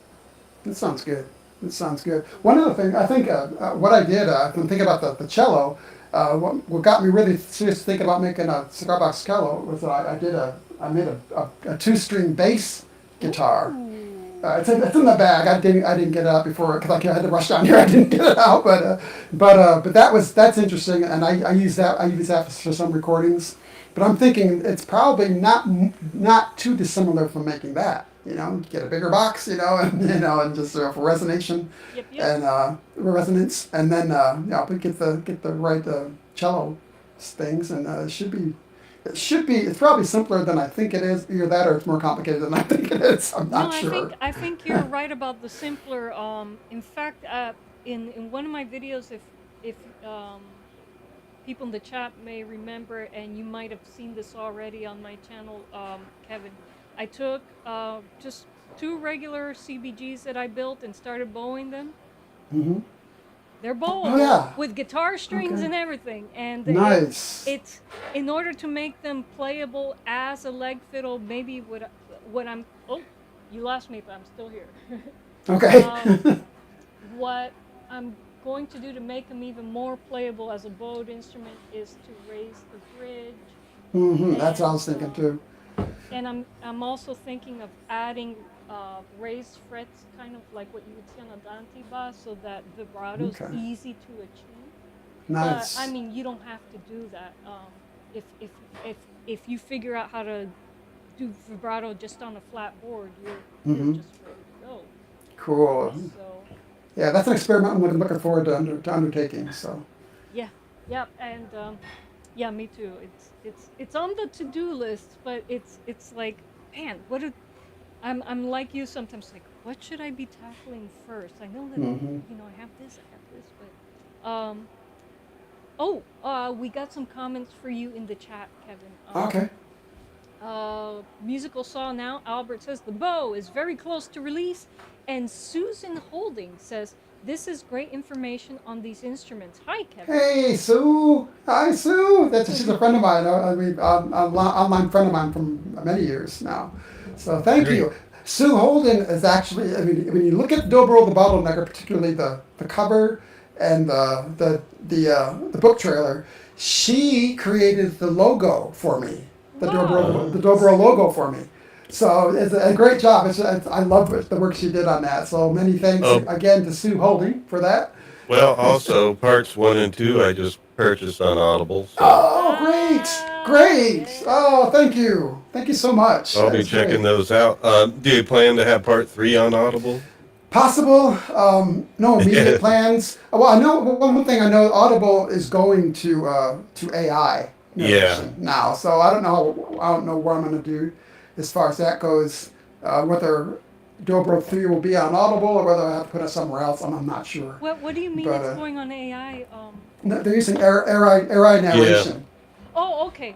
Okay. Yeah, AI Yeah. narration now. So rather than using the voice actors or the voiceover actors, the people. Well, unless authors choose to use the voice actors on their own, like, Yeah. and then send the recording, I think. Yeah. That's still an option at this point for us? Hmm. I So believe so. It's just probably more costly, I guess. I don't know. probably. Yeah, I mean, just saying that you would network it, because I don't think they would refuse an audiobook that's well recorded that someone just submits already Okay. done. One would hope. You're probably right. I One would would hope, hope, yeah. unless they have a special deal with these AI voice companies. Yeah. generators. Yeah.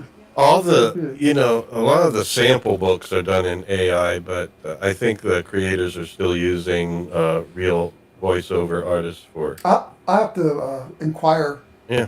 with Well, anyway. Audible. Yeah, Yeah. I'm getting you off your train of thought. Oh, that's okay. Let's get back Shame to on the you. instrument. My train's been derailed years ago. Yeah. It's more But, on track than us. So, Yeah. oh. But, no, good to see Sue on. So. Susan So- says you're welcome, Kevin. I'm looking forward to your audiobook. Audible. So, Great. Yeah, she's really nice. So, Susan, welcome to the channel. Appreciate the sub, by the way. And I remember when Liza and I were teaming up on some guitars because I was trying to help her out to get some more inventory before A a craft market. market. Yeah. Yeah, and I know some of the hard part is just getting that because she does the kind of like the Gibson style necks. Mm. The The Fender style mix. oh, Yeah. Yeah, whatever. not Yeah. Well, Gibson. Fender, Gibson. As They long are. as I don't say PV. They are different. Yeah, really. Really.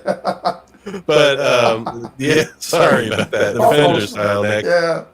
Sorry. How do you approach the whole neck thing and like Well, the nut and the tuning pegs? well, I keep it as simple as possible. The neck, I just took a piece of wood, you know, the popular wood or maple or something Mm-hmm. from Home Depot, and get a 3-piece length. And I don't do a whole lot of anything fancy to it. I just put holes in it, put the tuners in. The nuts are and the bridges are usually anything that I can find around.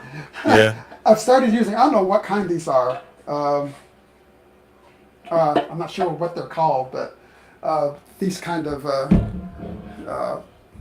the ditties are kind of what I've been using. Nice. Just because they're kind of uniform in shape, and I got one for the bottom as well. So I've been using these pretty much exclusively on my guitars in my latest builds. And let's go out and buy a bunch of those. They're a little more expensive than say an eye bolt or something like that. Mm-hmm. But they look pretty cool because they're just solid black. Absolutely look And, pretty cool. So yeah. they look like they're like iron. Yeah, That's pretty yeah. cool. It really is. I've never used any. Most of the nuts I buy are stainless steel. I wonder what Hmm. iron would sound like. Yeah, well, sounds pretty good to me. Sounds wonderful. Yeah. Yeah. So, but I keep my builds really simple. One, because I'm not much of a builder, so I'm not a woodworker.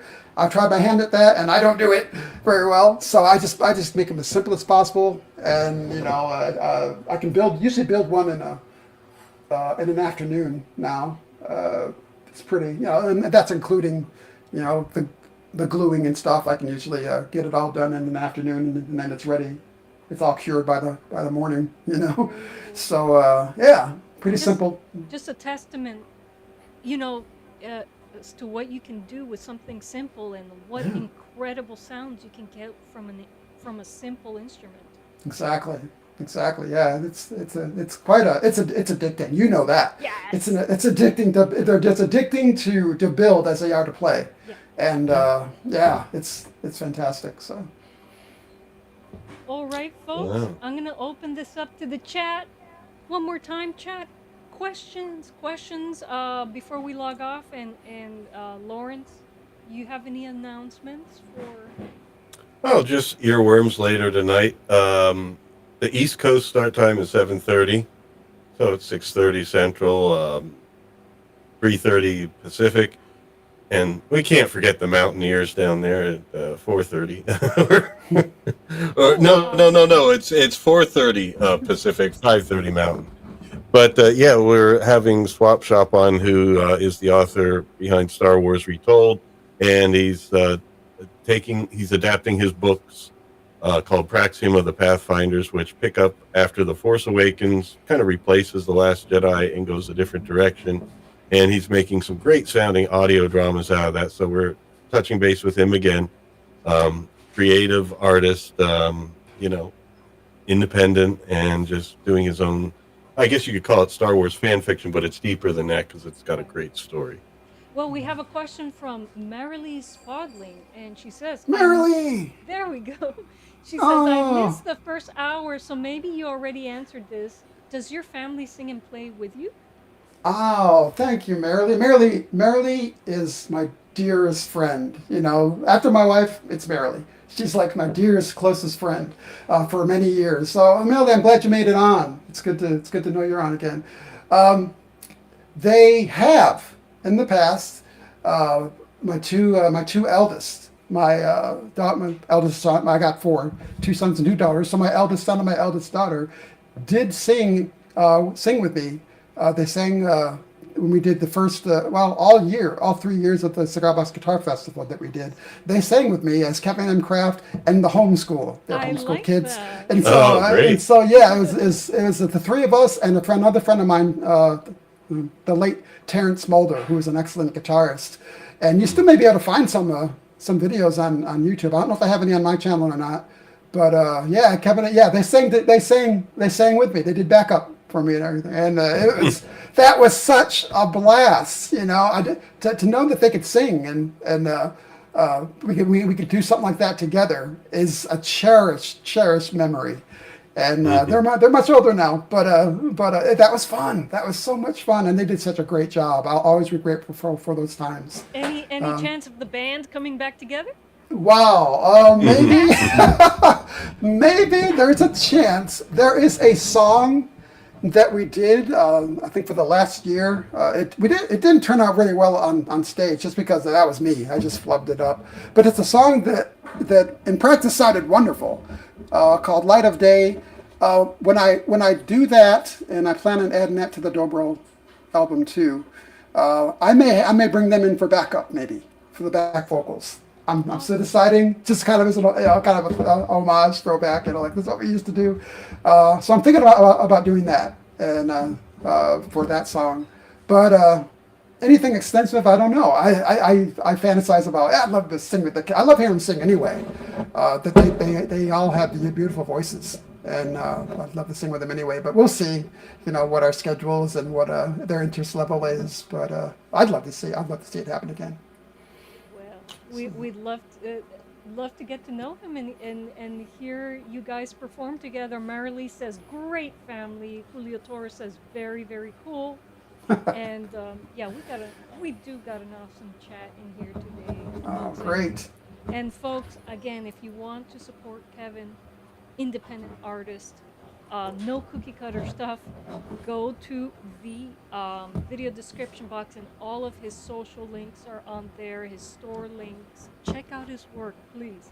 And Marilee, I know that you didn't grab the first hour, but this live will be available for replay after we log off. So I don't think we should quit just yet. We got some great energy there in the chat, and so nice. Let's just see what happens. A little bit here. I'm here as long as you'll have me, and as long as people are interested. I'm here. Oh yeah. all right, so chat questions, please. Questions. So yeah, I guess I was going to ask. Yeah, we've encountered a lot of the same wood selections because we go to a Lowe's, which is kind of like a blue Home Depot. And so that's a great description. I love that. Basically, it's like poplar, pine. We really like pine, but poplar's another option there. Oak's a bit hard, Yes. and then man. cedar's a bit soft. But, so, are there any interesting woods that you've worked with that maybe are not, the usual ones or what I'm calling the usual ones? No, not really, because I try to keep things cost effective. So poplar and pine have been my go-tos pretty much. I tried oak. I tried the oak for a special build that was going to a charity, and I'll never do that again because that was, like I said, it's hard. It's a hard wood. I broke my back just trying to shape the neck in that, and. Oh my gosh, that was a nightmare. But I said I'd never go back to oak again. But it turned out pretty good. Me too. That was awful. That was a nightmare. But the build turned out pretty well, and it sounded good and everything. But I said never again oak, never again. Never. Yeah, that's the hard part because we have a tree, a live oak tree came down during a hurricane last year. Oh. Oh, okay. I forget what the name of the hurricane was. I mean, we've been getting whacked. Here in the Florida Big Bend, we've been whacked by a few in a row each year. So it's like the names run together. But anyway, so we have plenty of live oak wood that we could use, but it's just really hard. So we're hard, trying to figure out what The to only do. way that I'm thinking of incorporating them is for nuts and bridges, and maybe thinking of keeping like the live edge on it, so it looks really, really rustic. Yeah. And maybe to get some to a professional mill and cut slices, maybe to do solid body electric Yeah. guitars. That would be That's cool. why the flute wizard wants it milled first before you Yeah. send him any of Yeah, your yeah, yeah, your oak. exactly. Albert That'd be has, great. I see that Albert has a question. He says, I don't know how to do one yet, but I think that scarf joint is not that difficult. I feel like taking the time to learn that. Well, how do you feel about scarf joint versus like the Fender flat headstock? Well, I'm not sure what scarf joint is.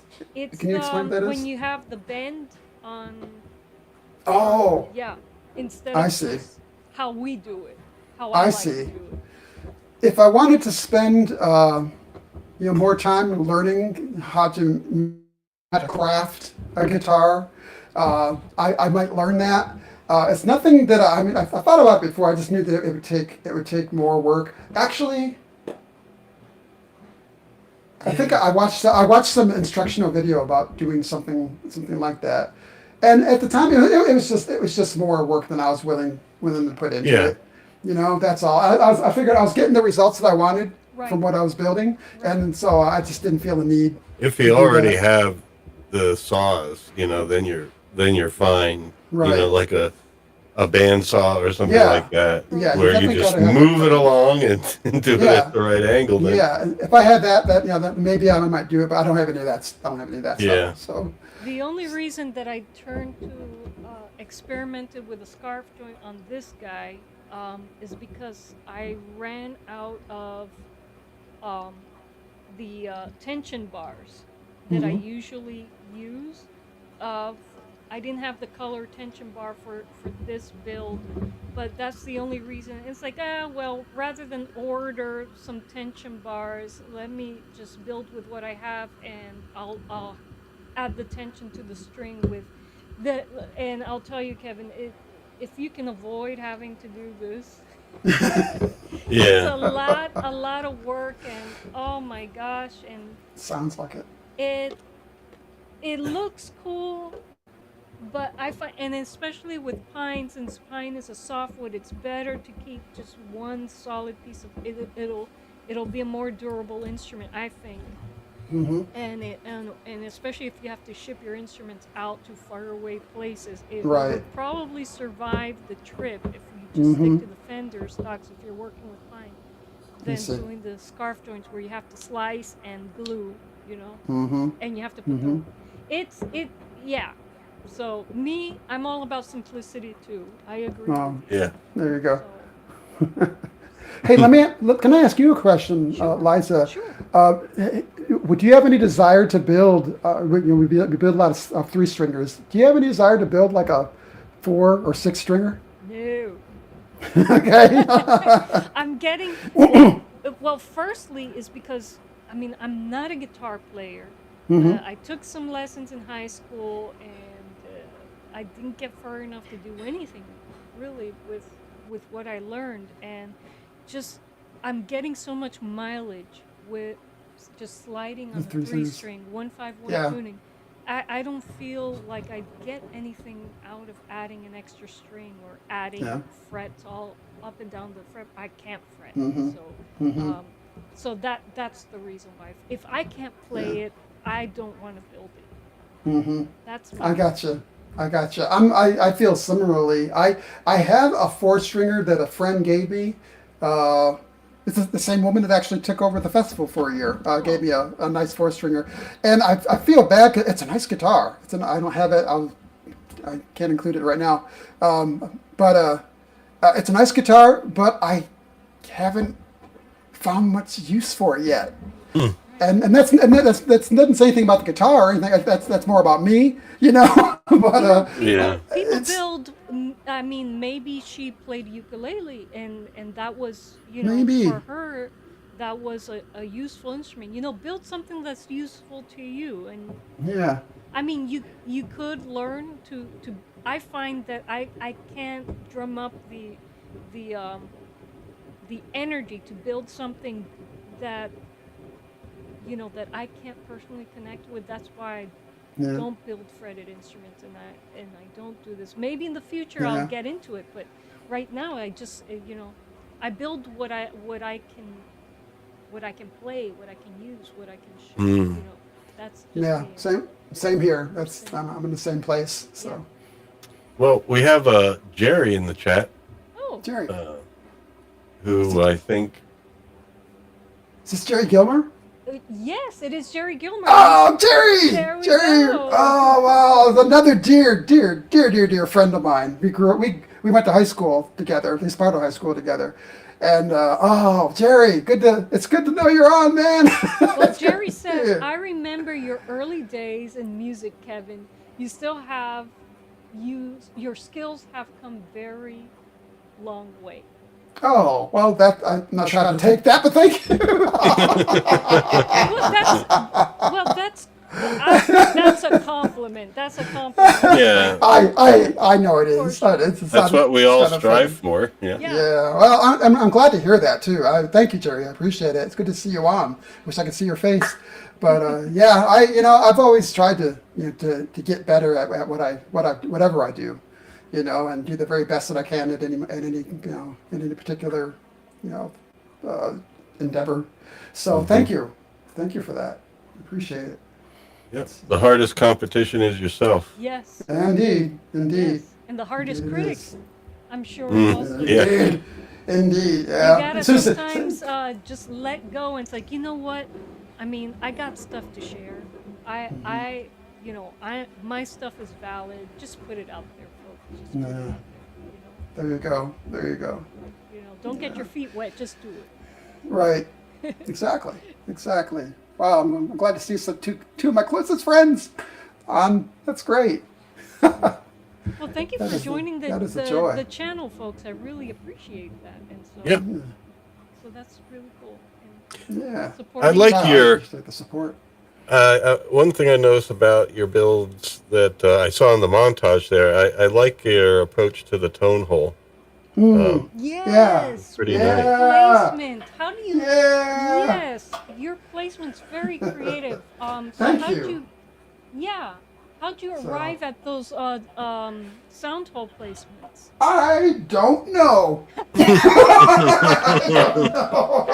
I just thought it would look cool, They sound I don't- cool, so Yeah, obviously thanks. it worked.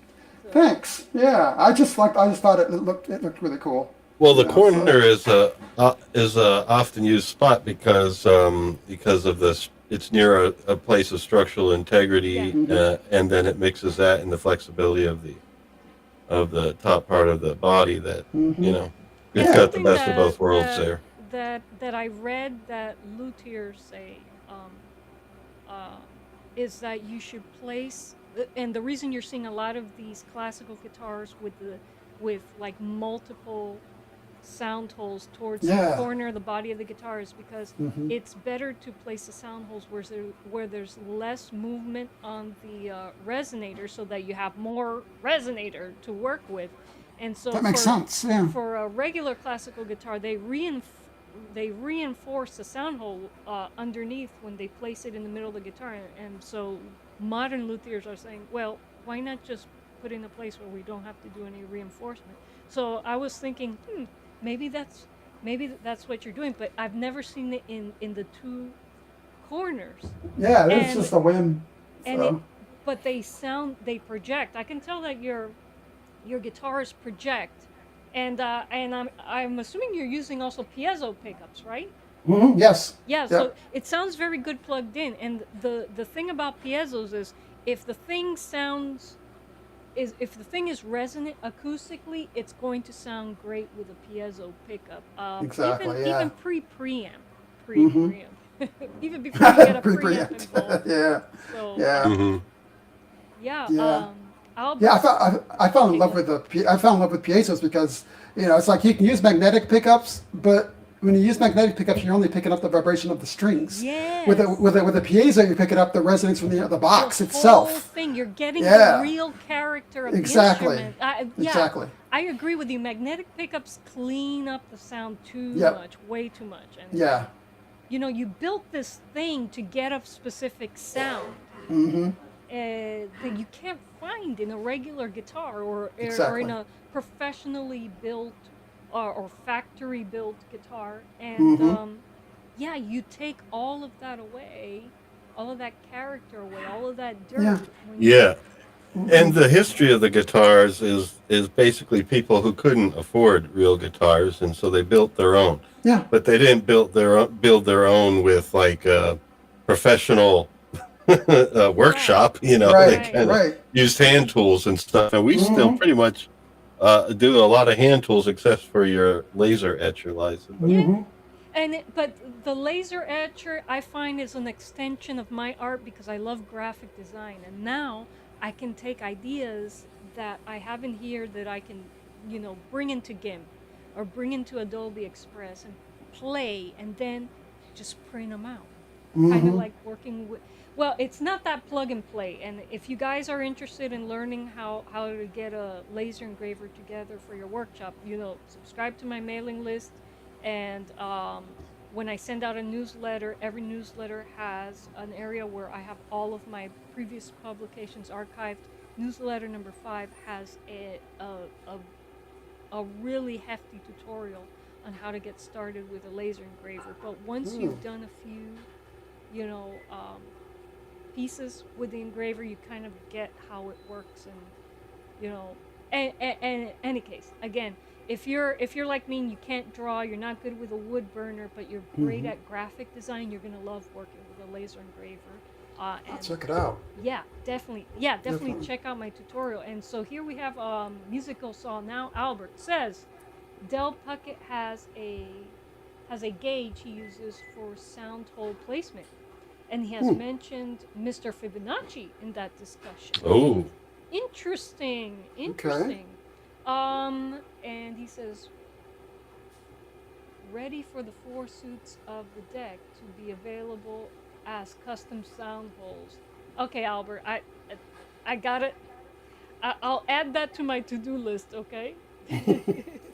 So, yeah, Lawrence, you know a little bit about uh, Fibonacci and fractals and yeah, stuff. sequences of numbers. Yeah, and but in some of the other applications like proportions and so forth like that, not as much. But yeah, it's something like fractals and the Fibonacci sequence are something that's rooted in nature, and it's expressed in nature, and God's design in all sorts of different ways. So. Hmm.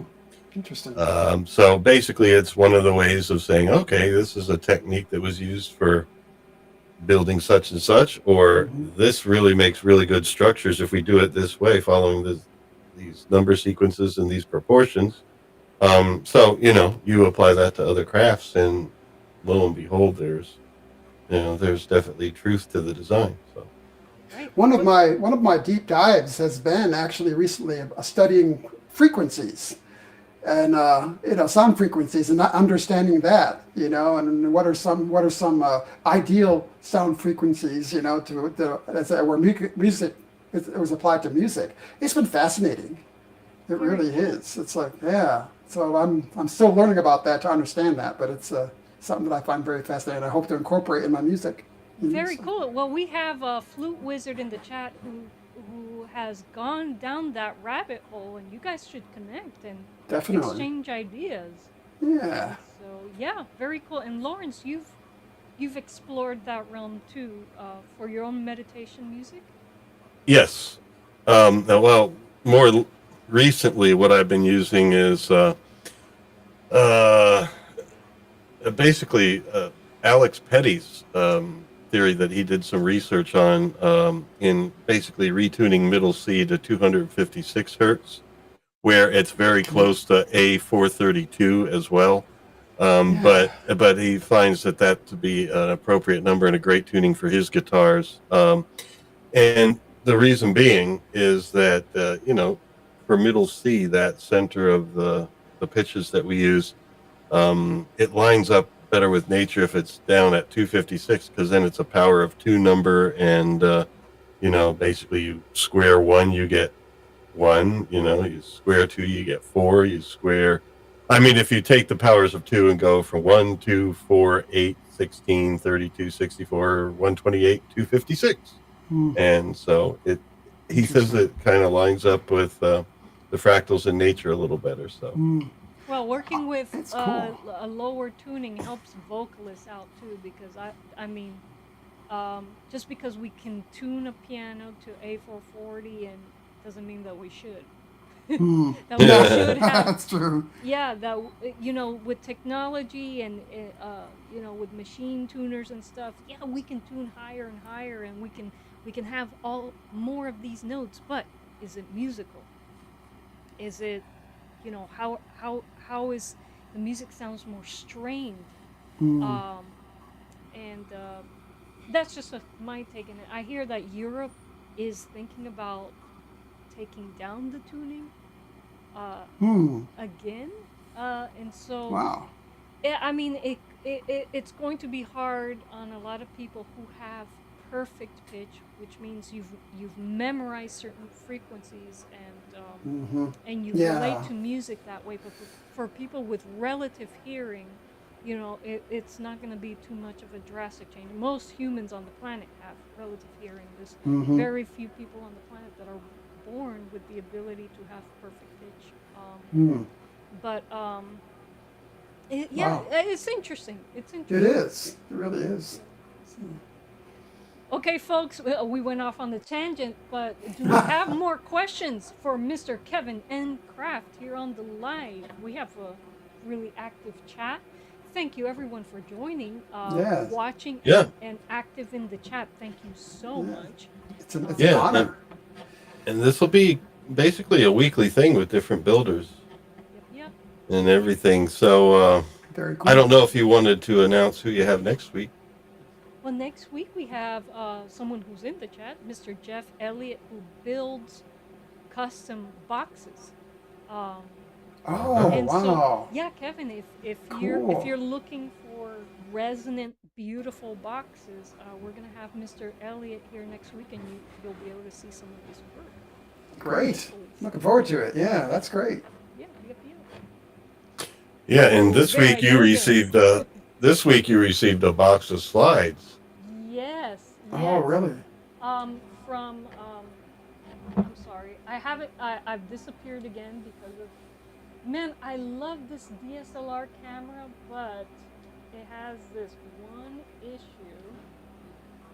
It's not the camera's fault. They're made basically the industry is forced to well, not the industry. One industry, the filmmakers industry, is making, or somebody somewhere is basically made it a regulation that if it's a photograph camera like this that can also digitally record video, it can only go for like 45 minutes, forcing people to buy the professional video cameras Ah. Yeah, if they want to do filmmaking or something like that. This camera could be so good with filmmaking. I filmed. I documented the workshop of my last electronic opera with it, and it captured all the colors as if you were there, and you could tell when I transitioned between this camera and some pro Panasonics that I had, where this thing blew it out of the water. And, but it's unfortunate. It just after 30 minutes it goes bloop, and if you restart it too many times, you have to turn it off. And anyway, Wow. well, I'm sorry, Kevin. I forgot what you. That's all right. Yeah, but it was because of some sort of legal thing or some crony thing. That's what It's a it. tax thing. Yeah. Yeah, and of course the tax was, I'm sure, placed by cronies to keep competition at bay. And so, oh, Yeah. Jeff reminded me about the question.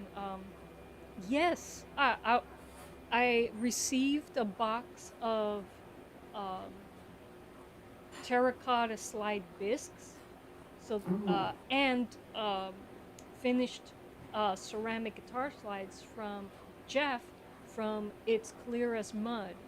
That's And cool. yeah, and so I'm planning to do an unboxing video and show off this incredible gift that he gave me. I also have some strings by Steve Harvey who I want to show off in the unboxing as well. And yeah, so stay tuned. That is cool. Good for you. Yeah. Nobody sends me anything.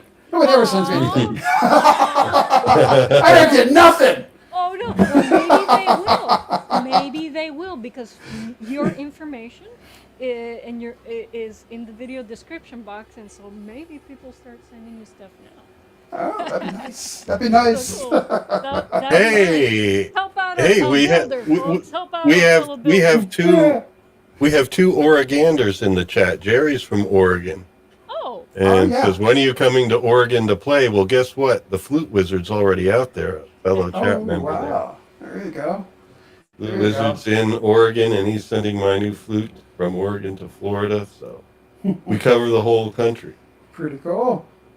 Pretty cool. As far as me coming out to Oregon, we'll have to work that out somehow. Yeah. I'd love to get it back out there. I spent I guess the better part of a year out there one summer years ago, and I loved it. I loved Oregon. You know. Oh, yeah. Part of it was because Jerry and his family were there, but state. yeah, it's a great state. Beautiful state, Yeah, it looks beautiful beautiful. nature. I mean, I've seen some. What was it that we were watching? And I'm like, I want to stay at that lodge. Oh, no. What was it? Oh, it This was is the this- Gordon Ramsay. The Gordon Ramsay Yeah. Hotel Hell thing. But it's beautiful now. Yeah, that lodge, the Applegate Lodge out Applegate there in Lodge. It's Oregon. like, I want to go there one day. Oh, and you know who else is out in Oregon? Isn't the tree guy, the tree house guy? The Oh. tree house hotel is out in Oregon as isn't it in Oregon? Oregon folks, help me out in the chat. The treehouse master. What is his Pete? I forgot his last name. You know who I'm talking about. And so, yeah. Can you imagine camping out in nature that way? I would love to do that. Imagine would be having a interesting. cigar box guitar festival. Oh, like that would be great. Yeah, an open air Open thing, you know. air. Everybody's staying in a tree house. Oh my That god. would be pretty cool. What a dream. That In a would be beautiful neat. place like that. Yeah. It's like visiting Rivendell. Oh my god. Yeah, exactly. That's great. That would be nice. All right. Wow. All right, folks. So, more questions. If we don't have any more questions for our guest, our wonderful guest, Kevin and Kraft, then this is what we shall do. I shall direct everyone again. Go to the video description box. Show an independent artist some love. Check out all of his links. Subscribe to his YouTube channel. And folks, you know, no cookie cutter work here, folks. Cookie cutty. Yeah. That's right. That sounds like a cigar box player, a blues musician. Cookie cutty. Yes. And so, folks, I guess we don't have any questions in the chat. Okay. Should I put Okay. in my shameless plug, Kevin? Sure. Okay. Go ahead. Okay, here's my shameless plug, folks. Here it is.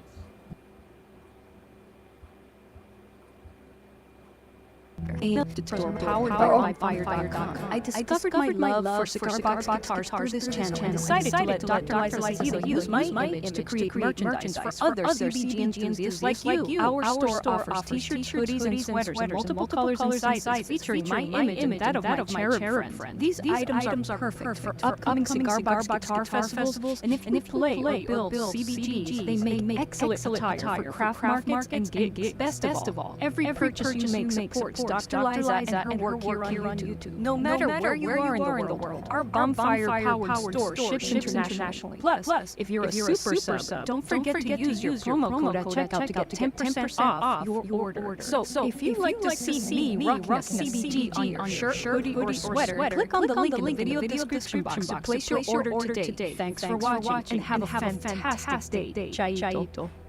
So that's my shameless plug. That's great. Good stuff. So before we log off, guys, any more questions for Mr. Kraft? Audio's playing twice. Oh no, sorry, Julio. Uh-oh. My bad.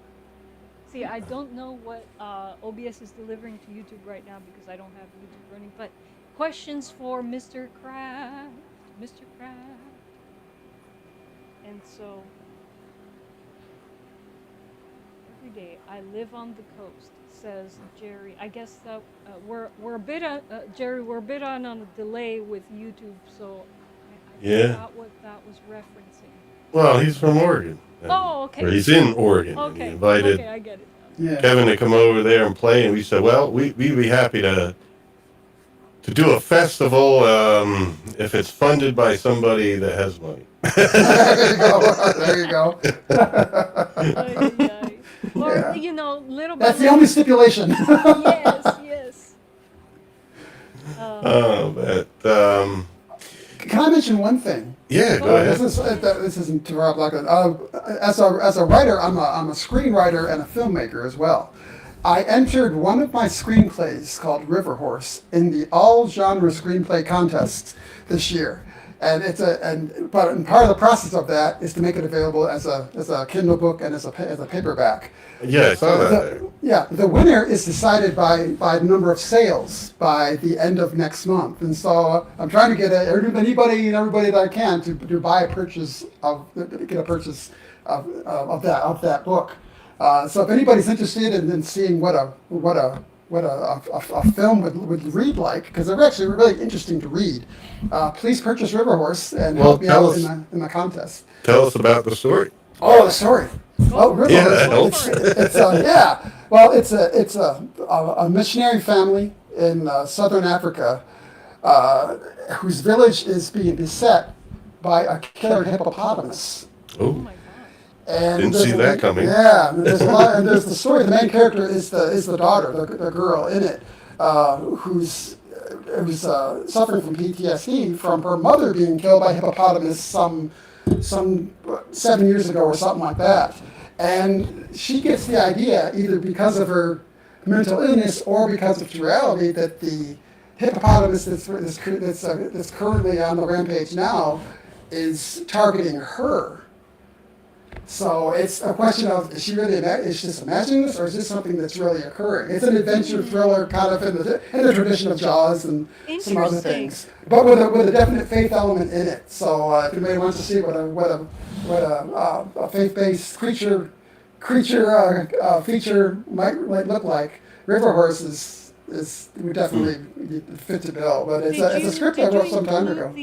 Did you include that link in the materials you sent? I seen it on it's the in the- author's page. That's Yeah. in the link in the description. Yeah, the author's I page. remember seeing that there. Yeah, and it's also an Amazon by name, or just go to my author's page on Amazon and you'll find it there as well. So it's there. Yeah.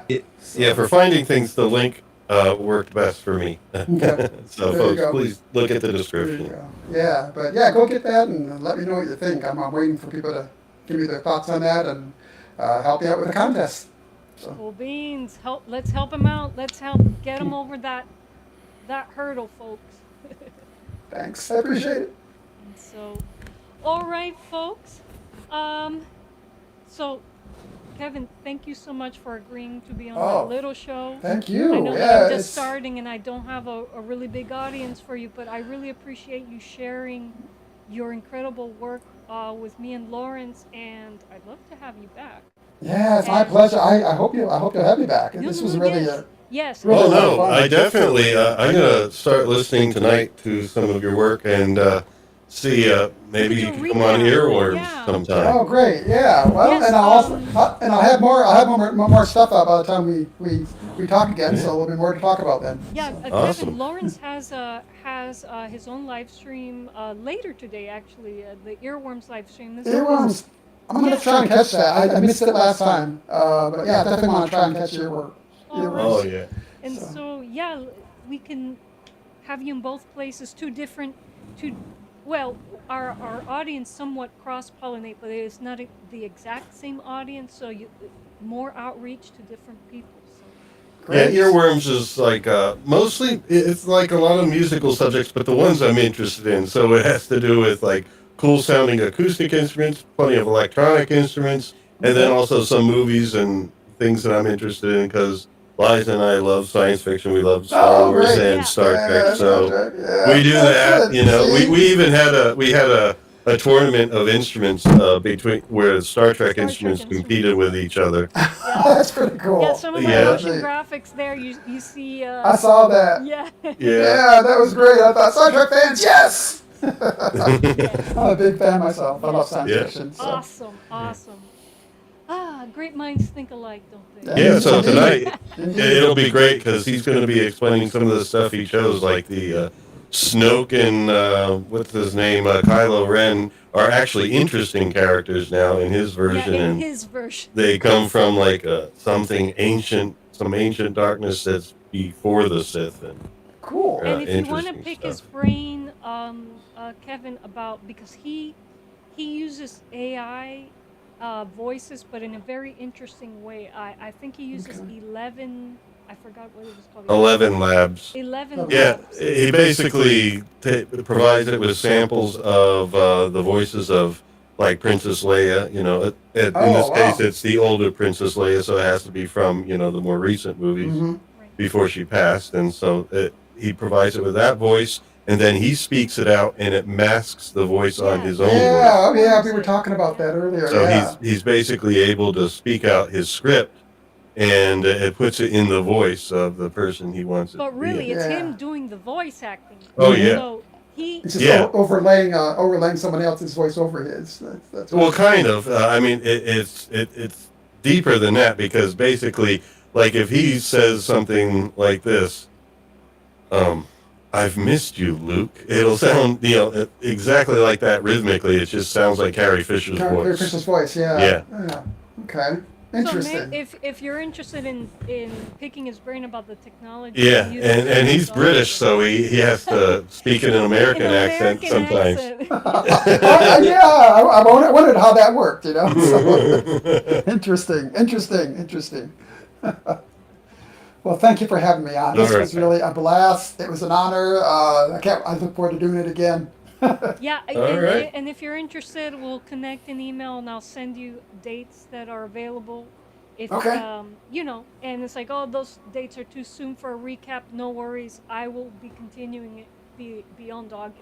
So Okay, excellent. Yeah, definitely. Let's do this again. So, we shall. And folks, Chaito, have a good evening, and I hope to see some of you on Earworms on Lawrence's channel, the Wayfarer Project, later tonight, if you want to keep the party going. So, outro.